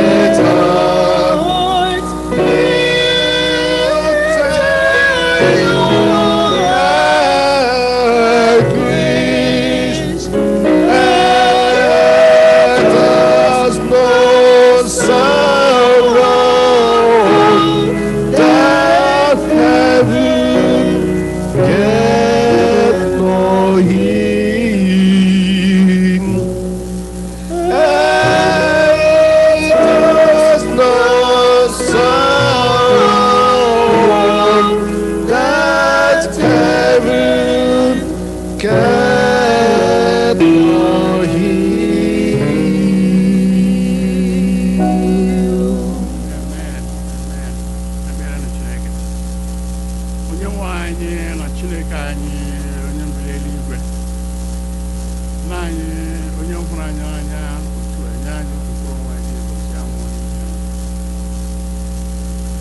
anyị abịala n'ihu ụbọchị taa bụ ụbọchị izu doro nsọ dịka anyị bịawa otu anyị ndị Chineke anyị abịala anyị jụfere mmehie Chineke nke eluigwe anyị jụfere ọrụrụ anyị apụghị ịkpọ aha na onye nwe m kama ekele dịrị gị n'ịhụrụ anyị n'anya otu a nye anyị nwa onye m bịara nwụọ ọnwụ anyị si nwee ike ịbịa anyị ndị Chineke Igbo ọbụla mmehie anyị sitere biko onye nwanyị anyị bịara ikpebe ofufe Chineke nke eluigwe ga-asacha anyị anyị ndị ụcha Chineke nke eluigwe kere anyị obi ndị ọhụụ kwe ka ndị mmụọ nsọ gara n'ime ozi nọ n'ime anyị ụbọchị niile nke ndụ anyị onye nwe mmadụ ịkwa akara ọnụ ụzọ nke obi anyị Chineke kwe ka anyị nwere obi anyị ga megide ụzọ mụ na anyị mere kpọbata ụzọ a na-ebido obi n'ime anyị na-egosi anyị na-egewo ntị na ma ọ bụla sị anyị ma ire ụwa na Chineke nke eluigwe nke nka nke onye nwe anyị ndị surrender ourselves to you today no biko kere anyị obi ndị ọhụụ Chineke nke eluigwe nye anyị ike iso n'ụbọchị niile nke ndụ anyị mgbe ọ dịrị anyị mma mgbe ọ dịrị anyị njọ Chineke ka anyị bụrụ ndị ga-ere atụkwasị obi mgbe niile mara chọrọ ọbụla naanị otu a ka anyị ga-erite uru na alaeze eluigwe ka ikpere anyị ma nkwa anyị eze nke eluigwe anyị ga-ekele ikele n'ụzọ niile dị iche iche otu ijide edu anyị niile ezinụlọ anyị n'otu n'otu onye nwe anyị n'ụlọ ụzọ ọrụ ebe niile anyị na-ega Chineke nke eluigwe ngozi dị wụsara anyị kwa ụbọchị Chineke ọnụ anyị apụghị ikele Chineke anyị mma mmadụ ọra Chineke anyị kwesịrị Chineke nọnyere anyị onye nwe m ndị niile gwọrọ ọrịa anyị ji ekele na-abịa n'ihi ọtụtụ uwe ndị iche iche kele imeela onye ọbụla n'etiti anyị ịmazụ Chineke karịa ka ogbe anyị mma onye nwe m anyị na-esi ụzọkwa Chineke ji abụọ continue to guide us, protect us, keep us fresh for his nursery. Heavenly Father, anyị na-esi onye nwe m nọnyere anyị nọnyekwara ụmụ anyị ebe ọbụla na ụta Chineke ma ọ bụla dị ime gosiri ụlọ otu ụzọ nye nwe m ọ bụrụ ọ ga-adịla etiti ndị oke mmadụ ma ọ bụ ntakịrị ndị akpakọla na Chineke biko anyị na-erosara anyị were anyị metụtakwa eze nke eluigwe anyị iji nwa onye nga nyere anyị anyị enyefegala aka n'ụtụtụ n'anya onye ụkọchukwu anyị onye ji gozi ya nzukọ anyị Chineke nke eluigwe anyị na-eselekwa onye nwe mgbe okwu ọ bụla ọ ga-ekwe anyị n'ụtụtụ na Chineke ọ bụrụ okwu m ga-efe anyị n'ime oge ka anyị ghọta onye nwe m ihe n'ime ndụ anyị ma ọ kpara agwa anyị Chineke ọ bụrụ ha ga-efe anyị sonyekwa onwe Chineke ekwela ka okwu ndị na anyị ndị bụrụ ha nga ịnọgide anyị n'oge ikpe kama kwee ka ọ bụrụ ha nga ijuru anyị anyị abụrụ ndị a ga-anapụta ihu Chineke anyị nọnyere anyị onye nwe anyị dịka otu nzukọ otu ụmụnne Chineke ụmụ anyị anya karịsịa dịka anyị nyere anyị imegha duo anyị nyere akwụkwọ mbido akwara ụgwọ oge awa gị na Chineke nke eluigwe anyị nwekwara okwukwe Chineke idu anyị tukwa mgbasịka na nga ewe ma ọ bụla Jizọs nọnyere anyị Chineke nke eluigwe ọ dị anya mgbe mụ Jizọs Kraịst mgbe ọ ga-ebi ọzọ ma ọ ga-etiwala mbara nke igwe ojii Chineke bụ okwu ike a ga-eda Chineke nke eluigwe wee ka anyị ara ile ọ bụrụ na anyị nwụrụ anwụ anyị bụrụ nne nga ibu na mbilitara ọnwụ nke mbụ ọ bụrụ anyị ndị ndụ Chineke mgbarịa anyị ka anyị adịle njide aka si ele Jizọs anyị ka nke ahụ anyị elewe anya ya ka anyị bịa na ndị agọzi na agọzi nke nna m soro m n'oketa oke ala eze eluigwe ka akpọrịbara anyị sara ntọala wee ka ọ dịrị anyị ụcha ekwukwe mgbe niile dị n'aha nwa Jizọs Kraịst. Amen.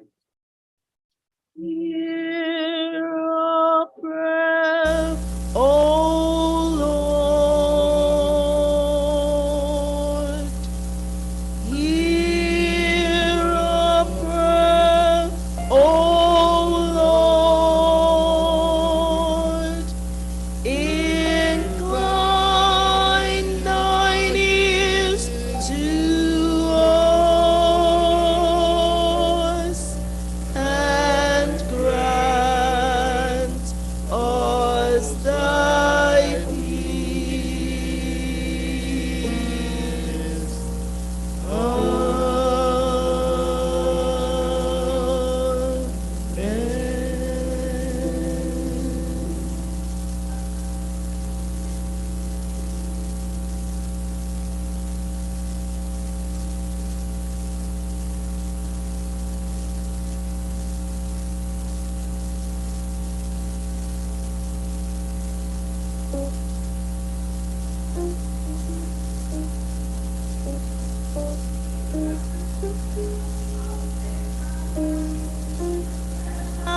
a better land, children of a better land.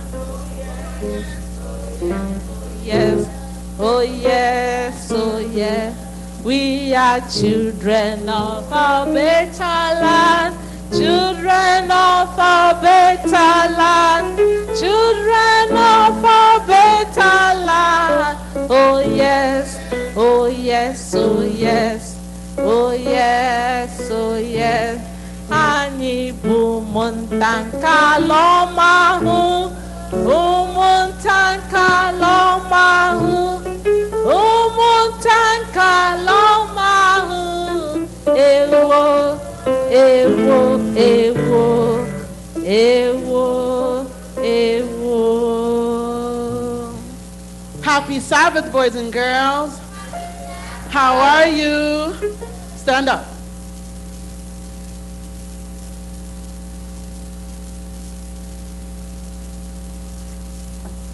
If you're happy and you know it, say amen. Amen. If you're happy and you know it, clap your hands. If you're happy and you know it, and you really want to show that you're happy and you know it, stomp your feet. If you're happy and you know it, touch your head. If you're happy and you know it, clap your hands. If you're happy and you know it, and you really want to show that you're happy and you know it, say amen. One more. I'm just trying to get you going. It's a little cold, right? Father Abraham had many sons had Father Abraham. I am one of them, and so are you.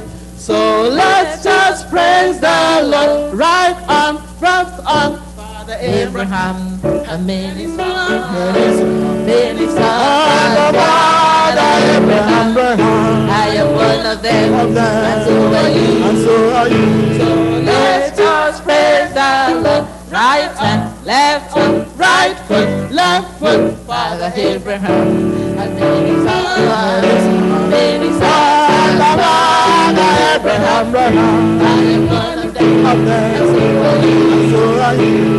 Let's just praise the Lord. Right arm, left arm, right foot, left foot. Turn around, sit down. Amen. Amen. Amen. How are you? How was your week? What happened to me? What happened? My books fell? It fell down? Really? You noticed it. Did anyone else notice that my book fell down? How come no one else told me? Daddy, pick it up for mommy.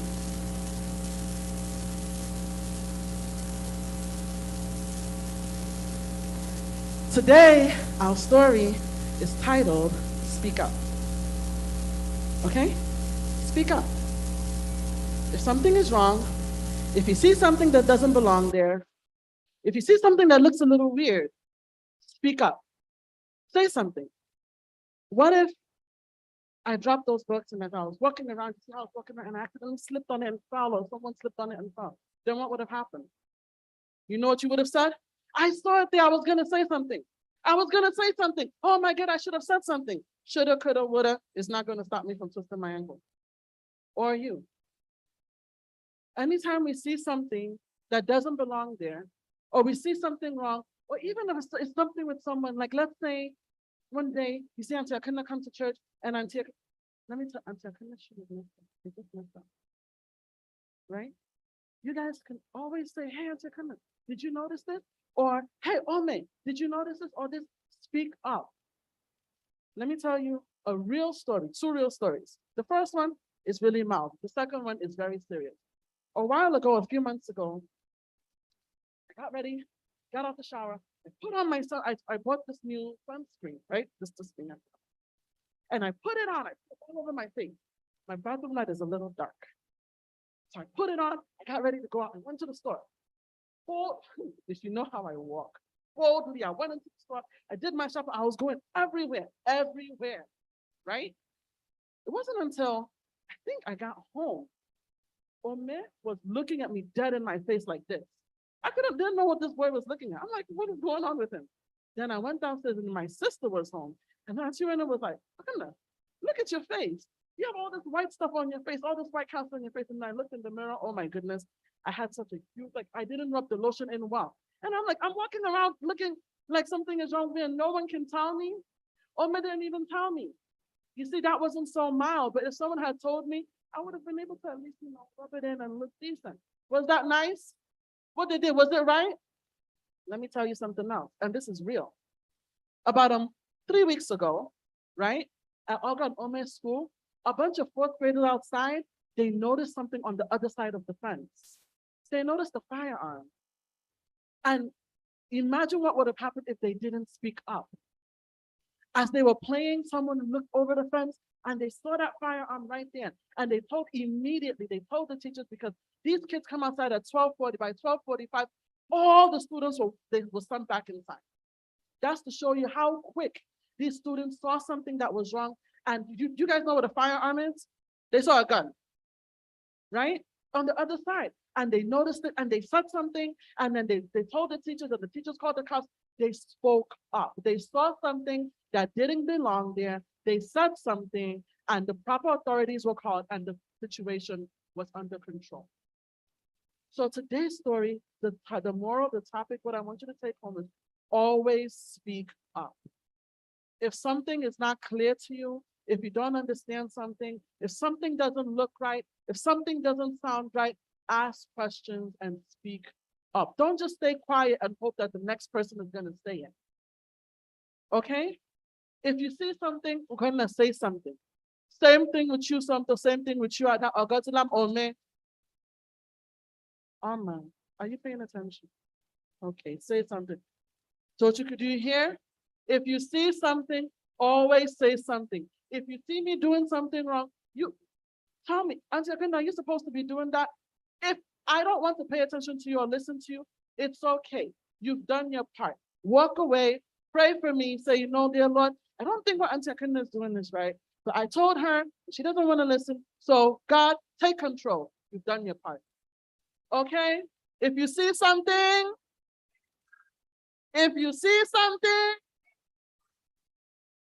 amen, okay? All right? All right. Oh, Ellie. Okay, Ellie? Okay, Ellie. So who's going to pray for us? Oh, no. I want Dochuku to pray for us. No? Okay. Ada, can you pray for us? Please.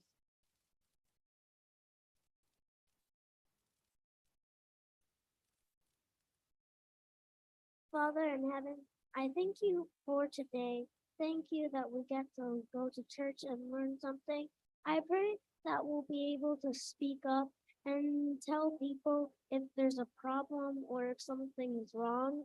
And I pray that even if the person doesn't want to listen to us, I just pray that we'll be able to pray for them and that everything will be worked out by God. Amen. Amen. Amen. We are children of the better land, children of the better land, children of the better land. Oh yes, oh yes, oh yes, oh yes, oh yes.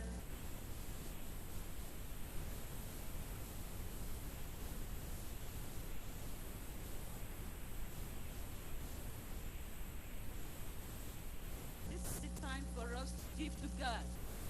That which belongs to Him. This is the time for us to give to God that which belongs to Him. As we display the platform of giving by the screen, I'll read the book of James.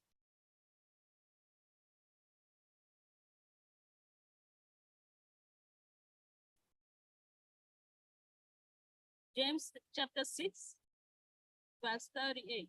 It reads, "Give and it will be given to you. Good measure, pressed down, shaken together, and running over will be put into your bosom. But when the same measure that you use, it will be measured back to you." one of our sisters. Thank God for helping him to pass her statement. As Aaron, we know what it entails.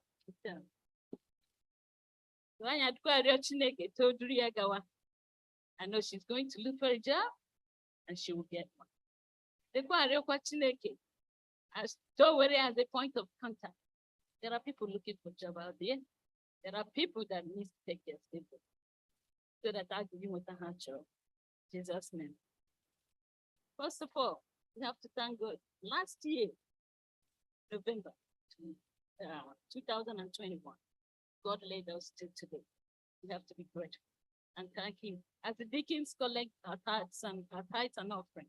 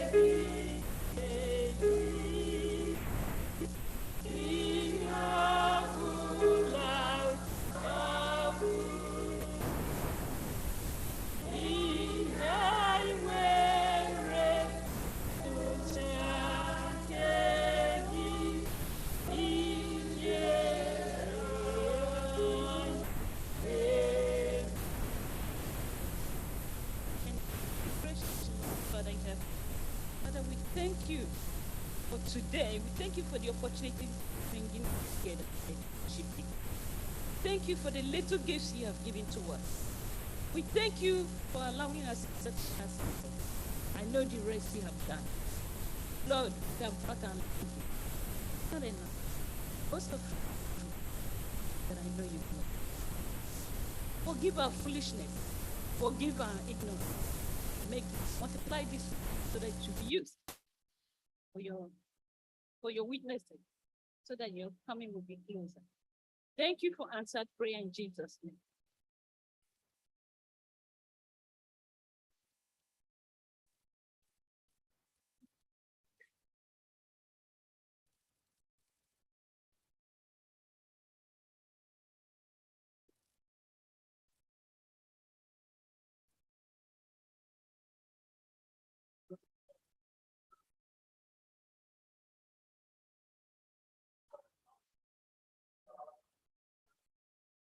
Jehovah, always I'm still so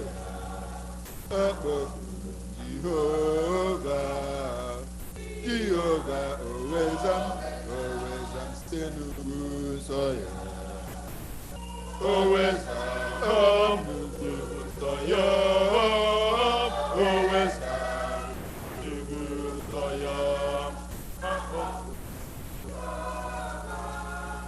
Jehovah, always I'm Owezam, Igum Soyam, Owezam, Igum Soyam. Jehovah, Owezam, Igum Soyam. Owezam, Owezam, Zam, Igum Soyam. Owezam, Owezam, Zam, Igum Soyam. Owezam, Owezam, Zam, Igum Soyam.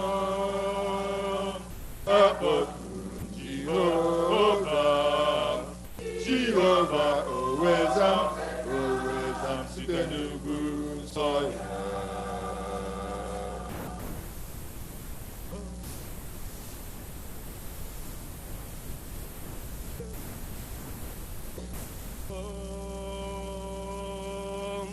Amatara m na onye nwe anyị bụ onye na-egbo mkpa. Amatara m na ọ dịghị mkpa ọbụla nke ka anyị ike. Ọ bụrụ na onye iro agha si n'aka bere okpukpe isi anyị bere okwe ya na-ekpere. Amatara m na onye nwe anyị bụ onye na-egbo mkpa. Amatara m na ọ dịghị mkpa ọbụla nke ka anyị ike. Ọ bụrụ na onye iro agha si n'aka adịghị mma bere okpukpe bisa ikpere okwe ya na-ekpere.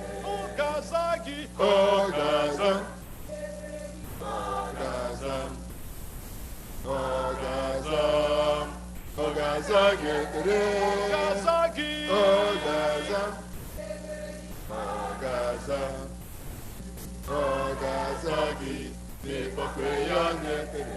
Ọ ga-aza gị, ọ ga-aza, ọ ga-aza, ọ ga-aza, ọ ga-aza gị ekpere. Ọ ga-aza gị, ọ ga-aza, ọ ga-aza, ọ ga-aza gị n'ịkpọkwe ya na-ekpere. Ọ ga-aza, ọ ga-aza, ọ ga-aza, ọ ga-aza gị ekpere. Ọ ga-aza, ọ ga-aza, ọ ga-aza gị n'ịkpọkwe ya na-ekpere.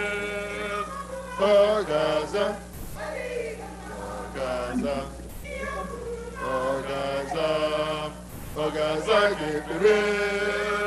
Ọ ga-aza, ọ ga-aza, ọ ga-aza gị n'ịkpọkwe ya na-ekpere. Ọ ga-aza gị, ọ ga-aza, ọ ga-aza, ọ ga-aza, ọ ga-aza gị ekpere. Ọ ga-aza gị, ọ ga-aza, ọ ga-aza, ọ ga-aza gị n'ịkpọkwe ya na-ekpere.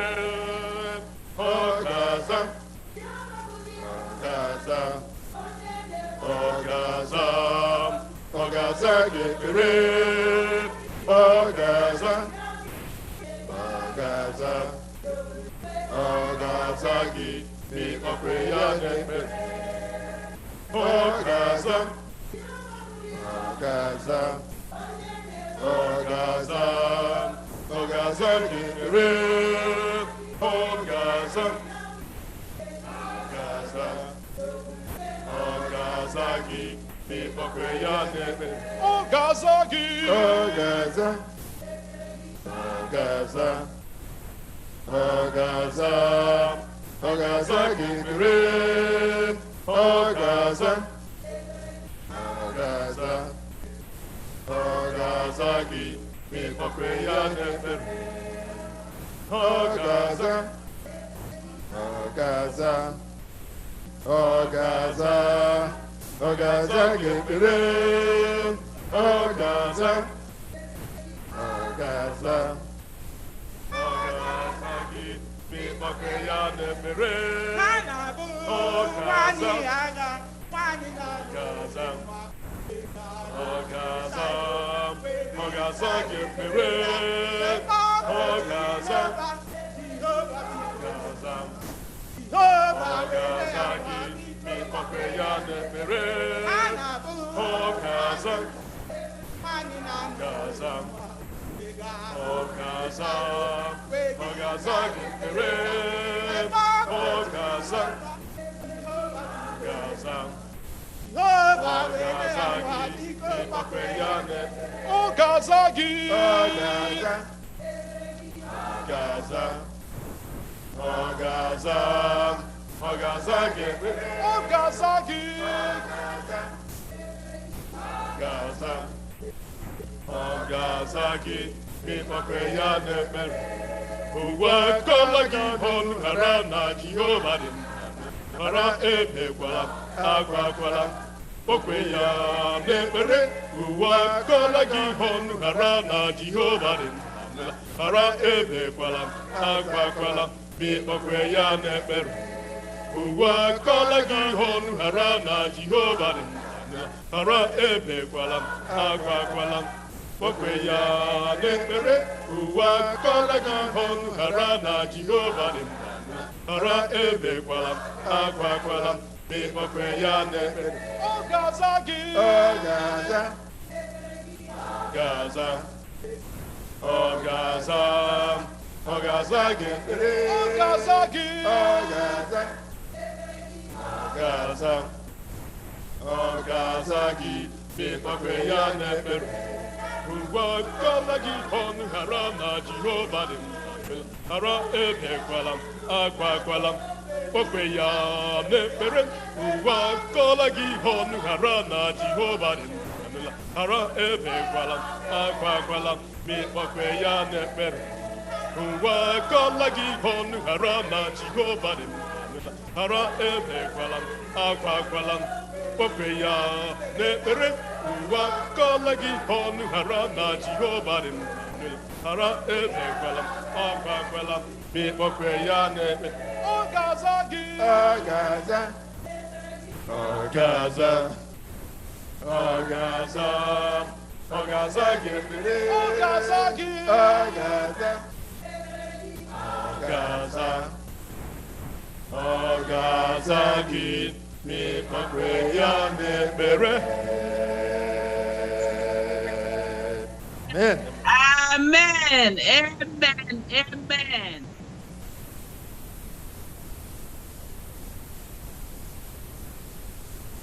Amen. Wow, wow, wow. This is angelic voices. Amen. Yes. I think things like this, we just really need to let the angels take over. And you could just, did you feel the difference? Nabu, I don't know why you are sitting over there. Nabu, you belong here, you know that. Yes. Just call on him for those, brother Katoli. All we're saying is during Thanksgiving is all about calling on the Lord and he will answer your prayers. Amen. No matter the situation, and they used a case study, said Hannah, you know Hannah, the barren woman, she had no child, but she came to the house of the Lord and she asked of the Lord, and the Lord answered her. And she went home. The prophet said, go home. The priest said, go home. This time next year, you have a child. And come next year, she had a child. And that's it. That's who the Lord is. And the Lord is there to answer us whenever we call.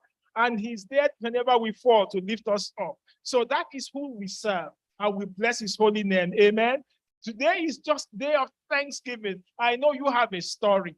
Each one of us, we have a story. So whatever be your story, I just pray that God will help you to minister to you. You see, we have them in various ways. So I will not be able to call everyone. But what I am going to do is I am going to just give brief sessions. So let me start with Our sister, you all would know her very well. She used to be quite Chinenye Nwobilo, but now the Lord has done it. She's no longer Nwobilo, it's now Chinenye Nwachi. Yes. So, sister, come. Just come give me. See, because of the nature of today, I'm going to make everything snapshot. That is brief. Do you have a mic for her, please? Okay. Yes. So each one, just get ready your story. So Sister Chinenye, go ahead. I know you have a long story. About everybody. I got me my brief because I got my brief, but in this case, when we have testimony, we don't have to hide it. We don't have to time it. But the way it is, my time is going. I have to thank God. By this time last year, 21st of November, 2015. We are romancing our past. Thanking God for special thing. 21st November 2015. And since then, I haven't worn this. So I told God when I had fear of going to Nigeria, I told God, I said, I haven't been this afraid. Getting to 30 years I've been in America. If I go to Nigeria and come back, the same way I worshiped you, the same way I testified, I will come here with the same clothes, worshiping God. And I'm fulfilling it today. Amen. Telling you all that your prayers, many people I call them and say, please lift me up. I've never been this afraid. So I went to Nigeria. Nigeria is a dead end, but it didn't touch me. I went, and people said, you like to go on the road. Never do that. Fly. I said, okay. After praying, my heart was blim, because my mother's stuff, I sent it home. He never got to the village. How can I fly with those things? I chattered and I went on the road, and it was smooth. I went and I came back the same way. It was smooth. And I did 2 big ceremonies in Nigeria. All was good to go. Then I came back. I'm praying that everybody that is going home, our people that are going to bury, our children that are going to marry, that they will go and come back as I came back, and thank God the way I'm doing in Jesus' name. There's something that happened yesterday. I will take a second to say that. I have been having signs of accident. In 2 days, I had 2 accidents, all my fault. But God was protecting. Can you imagine me going to work and then I came back with typhoid? But I was treating it, going to work, because they said if they give me more time, then I was more than 4 weeks over there. So to cut the whole story short, yesterday, I closed from work. So I wanted to go to PP, the one we do PP. So I went to open a case. So I got there, coming, my car couldn't start. I don't know any part of the car. I don't know where to put water or oil or anything. I just go and move in the car and park. I don't know nothing. So I was just looking and said, God, what will I do? And it's drizzling. God brought one man. I just approached him, going into the same house I came out of. I said, I don't know if you know anything about car. Can you help me? My car can't start. And it's drizzling. And the man has only one eye. He came and looked at it. He said, my battery is not well fixed. It could be the battery. I said, I left the light on throughout the night. I didn't know. So he went and got his thing. I'm cutting it short. The whole thing started. I moved, moving and turning to Grand Concourse. My car stopped. I can't wheel it right. I can't wheel it left. It can't go straight. I said, Jehovah God, will you do this to me? I promise you I will thank you when I come back. I see myself in the middle of the road, straight. So the whole car stopped. I did not jam no car. No car jammed me. Do you know where I see myself? I see Seventh-day Adventist Church in Grand Concourse by 166. Amen. So I'm there. Mana Joanna Dundu. Maka, I don't know what to do. I open my hood as if I know what is in the hood. I don't know nothing. So people were piam, so they passed. The traffic light again was there. So one woman walked to me. And the woman is a Seventh-day Adventist member of that very church. And her name is Beverly. I don't know him from nowhere. So she came out and said, sister, it's like you are in trouble. The car is on the road. I said, sister, I don't know what to do. The car cannot go right nor left. He said, oh, I don't even know this very car. I cannot help you, but God will do it now. Amen. And it's drizzling. This woman stood by me and was asking everybody. And some people were coming. They carried SCV off, this and that off. So we were there until somebody beckoned. God said, an angel. I don't want to cry. So this is a Spanish boy with his cigarette, and he horned for me. I said, can you help me? Can you park your car and help me? If you can help me. He looked me at from head to toe, and he just went back, packed his car, came, and said he needed a spanner. So the person cleaning the Seventh-day Adventist Church in that 166, 168 or something by Grand Concourse. He went into the church looking for spanner. So he brought spanner. The spanner could not help, and there is still traffic with my car. This boy said, no, he can't handle this. Let him go home and bring his tool. And that's when I knew he is a mechanic. So he went, brought big tool, and brought something to jumpstart my car. To cut it short before they push me out here. This man came, used the rain, helped me with everything, and then we discovered that the battery is the cause. Then the woman, the Beverly woman said, we can't leave this sister here now. Can you help him? I said, please help me. I will give you anything you want. Please help me. So the boy said, it's okay. But he was going, it's okay. And the Beverly woman, pastor, please find that woman in that church. So the woman said, she is the community leader and the director of the pantry. So bread for this church is in this car. And he saw it. That gave him, ginger her up. She started picking bread for their own church in the car. So now, to cut the whole story short, this boy drove me with his jump something, and the hood was standing. They put the jumper, and he parked his car and gave that Beverly his key and took me to where I bought the distance. To cut the whole story short, the boy refused to take money. Amen. Amen. I gave the boy money. He said no. Is that not an angel? Amen. So the sister came and said, take it from her. She said no, that somebody will do it for his girlfriend, his child, his wife, everything. So to God be all the glory for everything he did. And then the woman packed kale in my car. So women, there is kale in the car for you. And I'm thanking God with this widow's mite. Amen. Amen. Amen. Amen. Amen.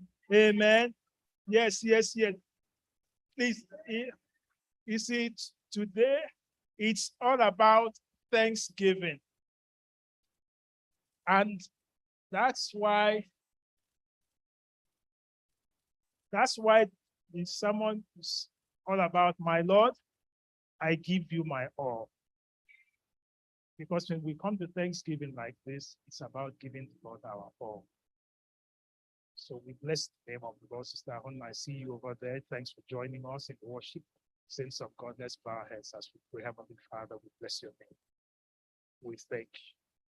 Your daughter is here giving thanks, for you have been so good. Look at the miracle. Hannah asked of answer. Your daughter stranded midway.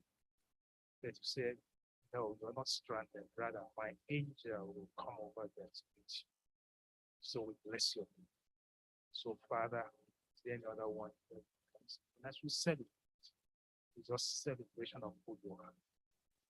Thank you for the prayer with thanksgiving in Jesus' name.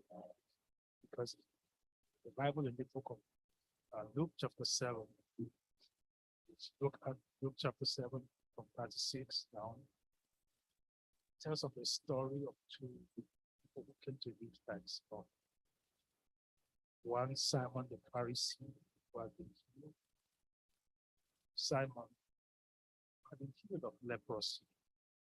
Same Jesus healed. Another woman, Mary, had also been touched by the Master. She too, hearing that Jesus was in the house, came up to the house where Simon was, there in Bethany. But as at this time, Lazarus had been resurrected. So Simon, knowing that the popularity of Jesus had become so strong and he had been healed, decided to say, Jesus, come. Let's celebrate together. But this other woman too, Mary, hearing also that Jesus was in this place, came over with her alabaster flask with perfume inside to give to the Lord.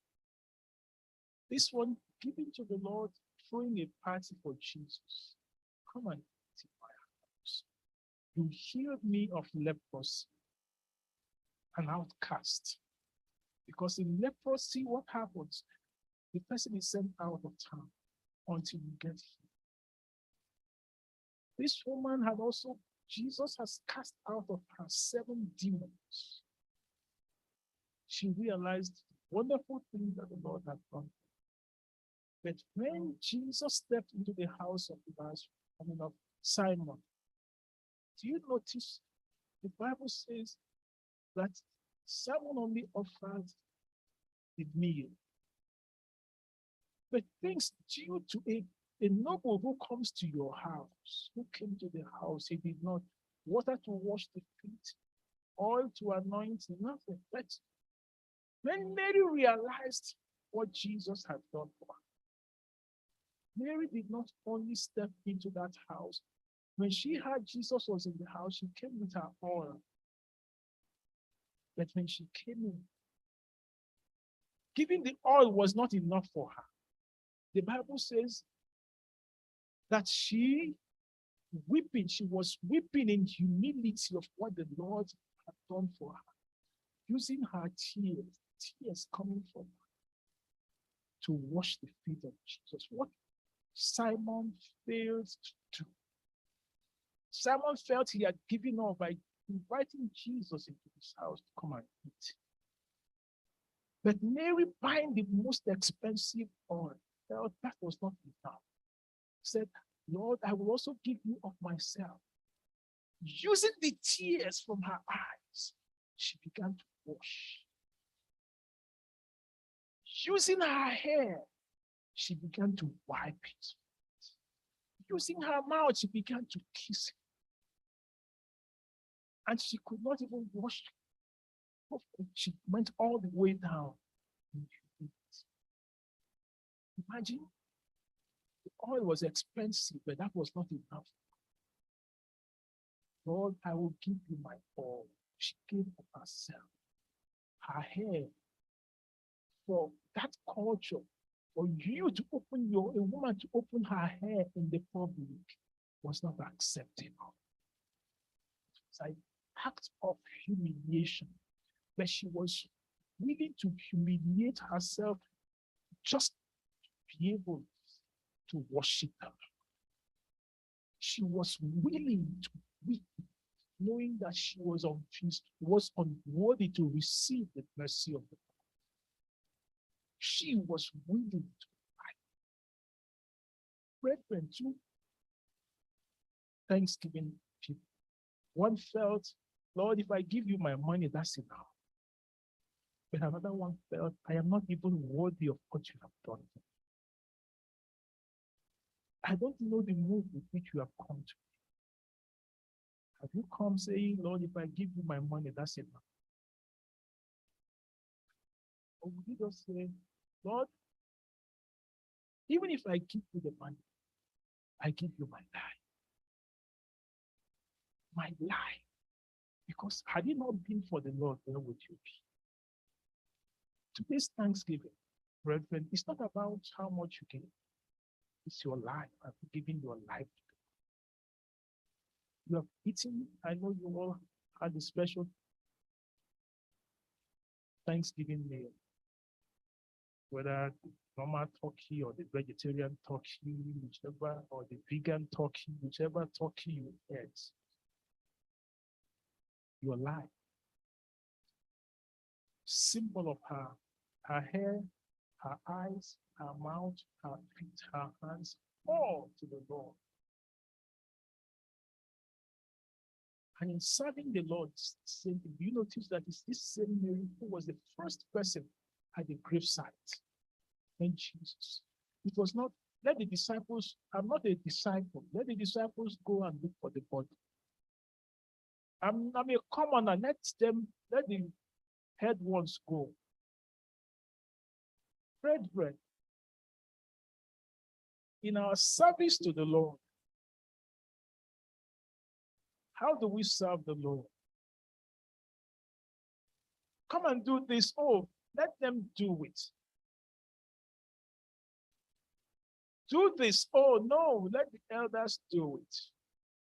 Mary was the first person at the tomb, at the graveside. How do we serve?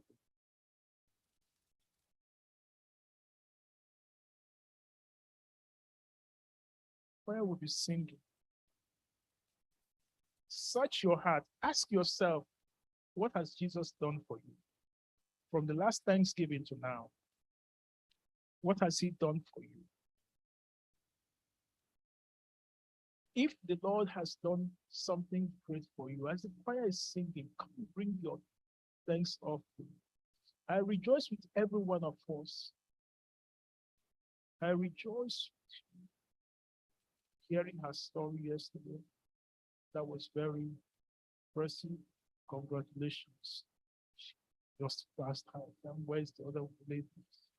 Soon she will be mother of two wedded children in the house. Can you imagine one woman in 1 month, 2 children wedding? You see how the other one, my boss in the office, because you see in their church, I have a boss, I have one UCI. So the boss is over there. So that is the kind of blessing. You are able to count your blessings. Somebody says she looks very young, but she's also going same this thing this month. End of this month, she too will be counting her blessings. You see, that's the kind of blessing. So I'll give you the opportunity to come, express yourself. Because of this cold, I will not give you the mic, but you just go ahead, put your Thanksgiving offering inside there. For those online, go ahead. Can you give me the Zelle account number? Put it on the screen for me. Go ahead, Zelle in your own Thanksgiving offering. I will not let, because yesterday a sister just sent me her own by mail. She sent me $1,000, said, Pastor, this is my own Thanksgiving offering. I had that today's Thanksgiving offering, and this is part of the online members. So don't keep it back to yourself. Send it in, and the Lord will be there to bless you. But all we are saying is, it's not about the money. Because Simon felt, if I bring Jesus into the house, it was enough. But Jesus said, no, man, I came into your house. You did not even oil me. You did not wash my feet. You did not kiss me. Nothing. But this woman, recognizing how much she's been forgiven, has not held back from giving me of the best. That is what Thanksgiving is all about. But above all, do you know what the Lord said? Your sins which were many are now what? Forgiven. Why give me a song?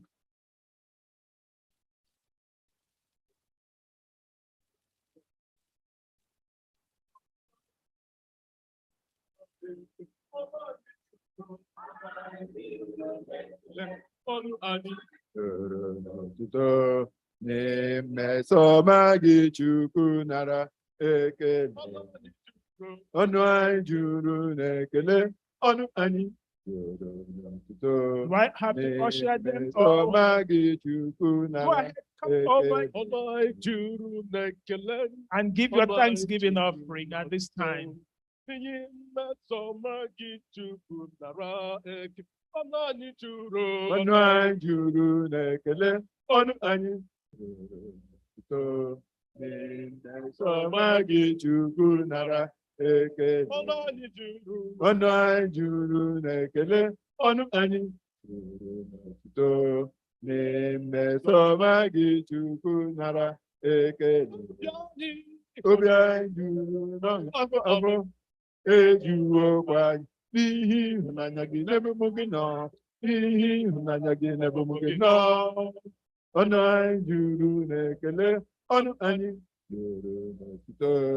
Na-emesoma gị Chukwu nara ekele.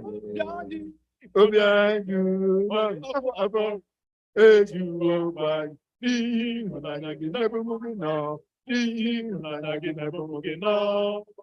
Ọnụ anyị juru n'ekele, ọnụ anyị juru n'otuto. Na-emesoma gị Chukwu nara ekele. Nara ekele. Nara ekele. Nara ekele. Nara otuto, nara ekele. Jehova nara otuto. Chukwu nara ekele. Nara ekele. Nara ekele. Nara otuto. Nara otuto, nara ekele. Jehova nara otuto. Chukwu nara ekele. Nara ekele. Nara ekele. Nara otuto. Nara otuto, nara ekele. Jehova nara otuto. Chukwu nara ekele. Nara ekele. Nara ekele. Nara otuto. Nara otuto, nara ekele. Jehova nara otuto. Ọnụ anyị juru. Ọnụ anyị juru n'ekele, ọnụ anyị juru n'otuto. Na-emesoma gị Chukwu nara ekele. Ọnụ anyị juru n'ekele, ọnụ anyị juru n'otuto. Na-emesoma gị Chukwu nara ekele.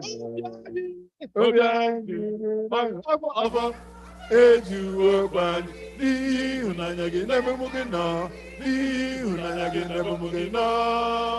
Ọnụ anyị juru n'ekele, ọnụ anyị juru n'otuto. Na-emesoma gị Chukwu nara ekele. Obi anyị juru n'afọ afọ, ejuokwa anyị n'ihi ịhụnanya gị n'ebe ụmụ gị nọ, n'ihi ịhụnanya gị n'ebe ụmụ gị nọ. Ọnụ anyị juru n'ekele, ọnụ anyị juru n'otuto. Na-emesoma gị Chukwu nara ekele. Nara ekele. Nara ekele. Nara ekele. Nara otuto. Nara otuto, nara ekele. Jehova nara otuto. Chukwu nara ekele. Nara ekele. Nara ekele. Nara otuto. Nara otuto, nara ekele. Jehova nara otuto. Ọnụ anyị juru. Ọnụ anyị juru n'ekele, ọnụ anyị juru n'otuto.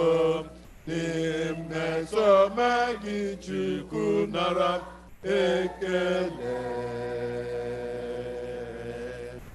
Amen. Amen.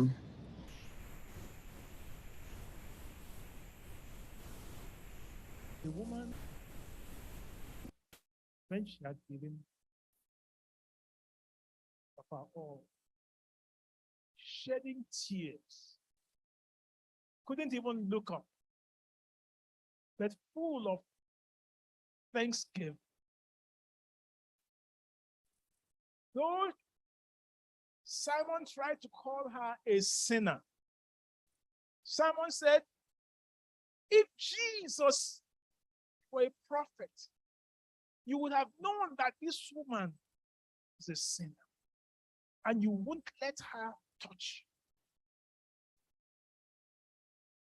But remember, Jesus had just healed Simon of leprosy, but she still had the authority, the audacity to call another person a sinner. Wasn't the one, he did not recognize Jesus as Christ. He said, if you're a prophet. But Jesus looked, said, Simon, I forgive, because there are two of you. Each one of you sin. I think this way. But this woman recognized it. As I end, turn between two. Luke chapter 7, verse.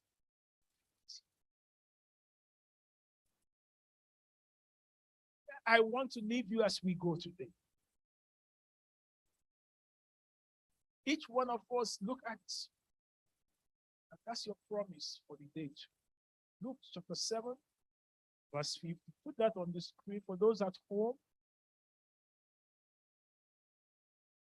I don't know what you're struggling with. I don't know what you came with. I don't know your situation. But I know this Jesus who looked Simon in the eyes and looked Mary in the eyes, saw the faithfulness of Mary giving her all. Remember, it's all about my Lord. I give you my all. Mary brought the expensive perfume, brought everything, but that was not enough. She felt, I have not done enough. As a result, she started using whatever is left of her hair, her tears, her everything. And she started cleaning and preparing Jesus for me. And Jesus said, wherever this story is told about, it will be remembered of you. But at the end, when Jesus has finished, Jesus said what? Verse 50. Then he said to the woman, your what? Your faith has saved you. No. His first thing is your faith has done what? Saved you. It's an act of faith. Thanksgiving is an act of faith. Recognition of what the Lord has done. And when you do that, the Lord says what? Your faith has saved you. Let your faith save you. Let our attitude now change from now on. Let's do all in faith, and let our faith do what? Save us. And when you have that, what next does Jesus say? Go in peace. Go in peace. This is what's come down to. As we take this step of faith of thanksgiving, we need to go also from here in peace, rejoicing. That woman came heavy and burdened, but now her sins forgiven, her faith has saved her, and she was going in peace. Let's go in peace. And the peace that passeth all understanding will be your portion. I'm going to pray two prayers. One, prayer of thanksgiving, thanking the Lord for what he has done for you. What he has done in your family. What he has, I know you're expecting something too. Thank God that he has also done it for you. So that's my first prayer. Then after, I know that most of us will be traveling. I was going to postpone this till later, but I'm going to pray the first one today.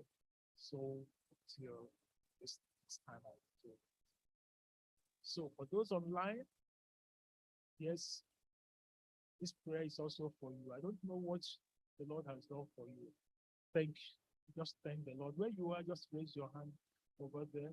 Also say, Lord, thank you. And what you're expecting, also say, the Lord, thank you that you've also answered me.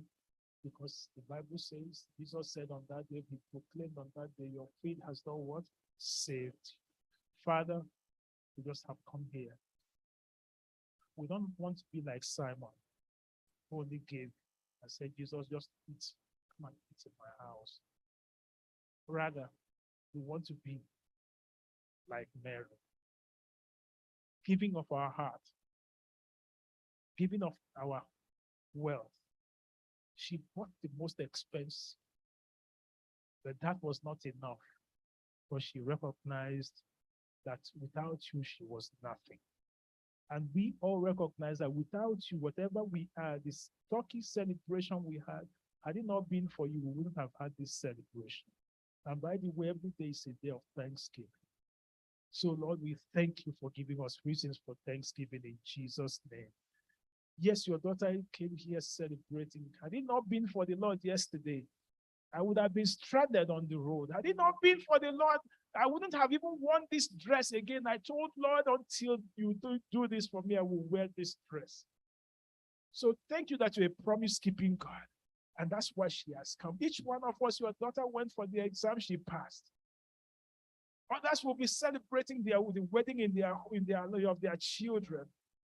Others are celebrating healing. Others are celebrating breakthrough in their families. Others are celebrating their jobs, promotion in their jobs. Whatever thing each one is celebrating today, had it not been for you, this wouldn't have been possible. So we say, blessed be your holy name. Father, the God of breakthrough, God of wonders, thank you that your children can celebrate what you have done. Continue to do for them more than they can expect or imagine in Jesus' name. So, Lord, we just thank you that we have reasons to give you thanks. So to you be all the glory. To you be all the honor. Are there some still expecting their own thanksgiving? Lord, that they are in the land of the living. Father, we bless your name. So whatever thing is left for them, for this which you promised to come their way, I pray that you will do that for them in Jesus' name. So all of us here in one accord, just say thank you. And thank you that you said your faith, our faith in you has made us whole. So we celebrate and say, we thank you that we will remain faithful to you forever, forever, in Jesus' name. And let everyone say, amen. Amen. We're going to pray of traveling mercies. For all those traveling at this time, between now and the end of the year, just rise up wherever you are. If you know you're traveling between now and end of this year, just rise up wherever you are. For those online, also traveling, just you and the Lord just signify to the Lord there that you will travel. If you're traveling during this time, just stand on your feet.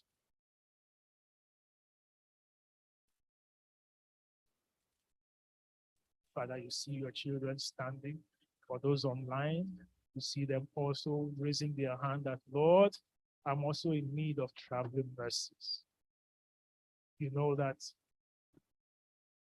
without you, the journey will not be possible. Thank you that you know the way, even in the wilderness, you know the way. Thank you that even when the children of Israel traveled through the land of the giants, you were there to protect them. So it's this protection that we are praying for. That as they go on this journey, many stories have been told of safety and unsafety, health and ill health, problem here and there. But Father, we have come today to recall on you that you grant your children traveling mercies. Even when they meet with the giants on the road, Father, just as you protected the children of Israel through those giants, also be there to protect them. Even when they run dry, thank you that you can make water come from the stone, from the rock. So when they run dry, send them refreshing water in Jesus.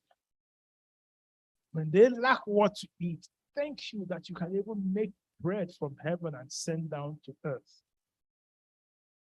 So, Father, when they lack, provide for them. You're also the healer, God. If perchance anyone falls sick, we pray for healing in Jesus' name. All we're saying is, Lord, we commit them to be under your wings. Protect them, shelter them, carry them through. Carry them on eagle's wings and bring them back safely. So we bless your name that this journey will be a smooth one. We bless your name that everything will go according to your own will. That you, who has led them, will bring them back safe. So we bless your name. We rejoice in you now for traveling mercies and making it one that will be of thanksgiving. In Jesus' mighty name, we have prayed, and let everyone say, Amen.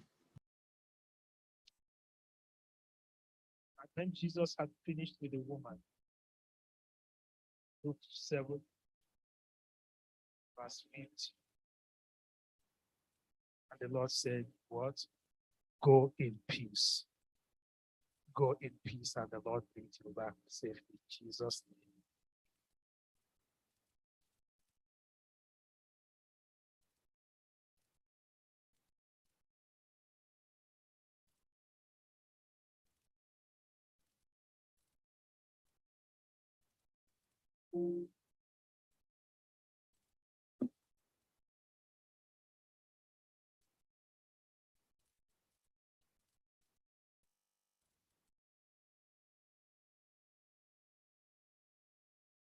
Shall we rise? We want to thank our pastor especially for that wonderful sermon. May God continue to bless your ministry in Jesus' name.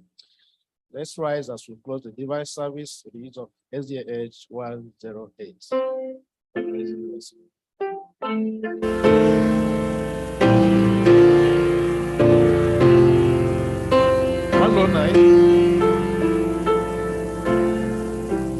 108. Amazing Grace.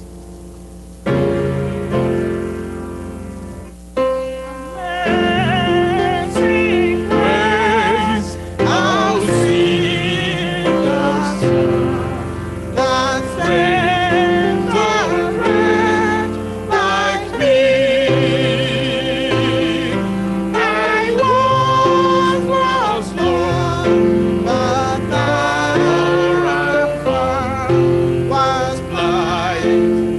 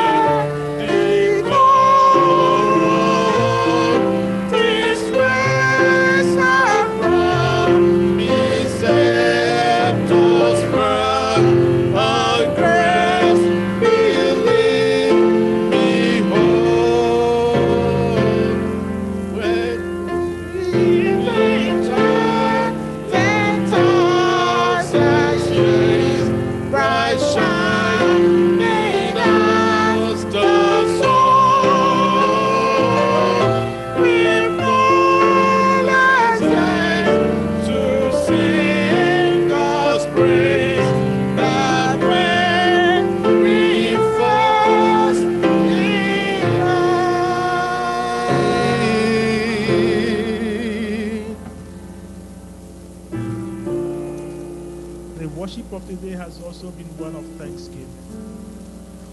The enemy has really, the enemy rearing its head to make sure that we will not have today's worship.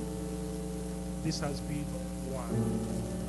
But let us celebrate that today we were able to have this worship. Amen. I thank every one of you for holding on. But not only did he attack our lighting system and our heating system, but also to attack a member in here. Devil, you're a liar. And sister, we pray that the Lord will grant you healing in Jesus' name.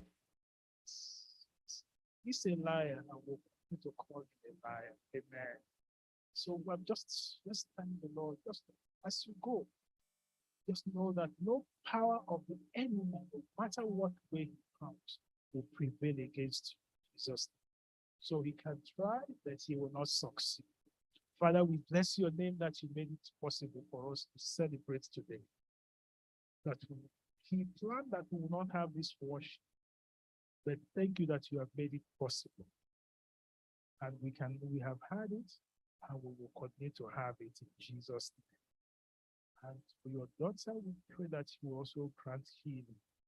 So each one of us in our struggle, that we know it's a struggle of faith. And you will always say, your faith has made you whole. Thank you that we'll go rejoicing because you said, go in peace.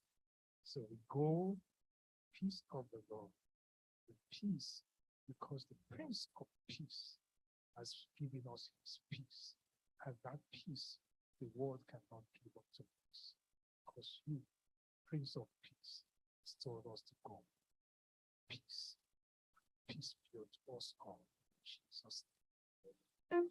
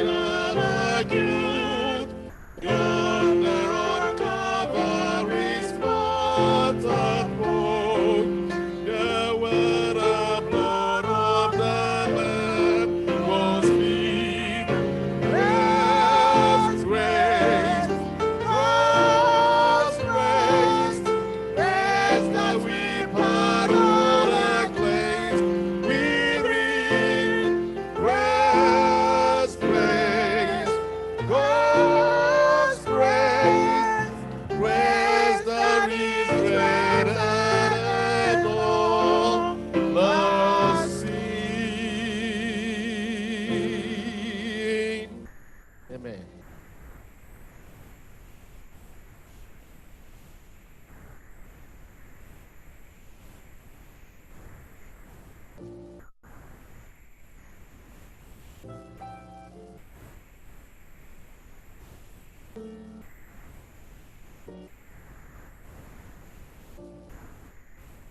Just go ahead that.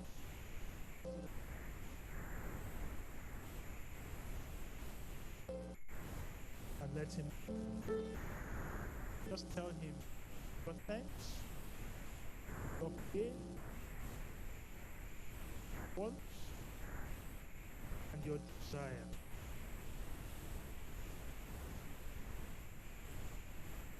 Tell him.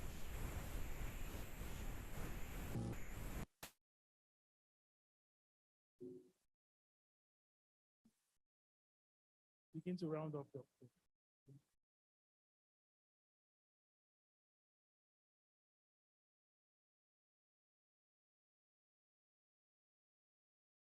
The Lord wants to do more than you can ask or imagine. That which you have asked, believe it. The Lord has granted unto you. Thank you, Lord, for doing this. We bless the name of the Lord in Jesus' name. Go in peace and go in peace. Bye.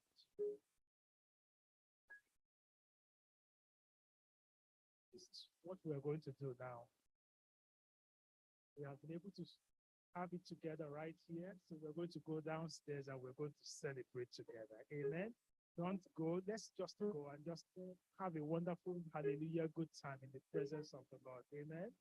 Okay. So let's go downstairs, sense of God, and have a wonderful time together. Until then, let's reach out to someone and say, God bless you to someone. Eh? God bless you all. Happy Sabbath.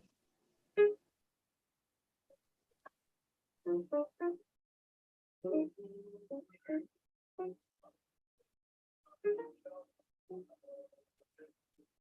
you.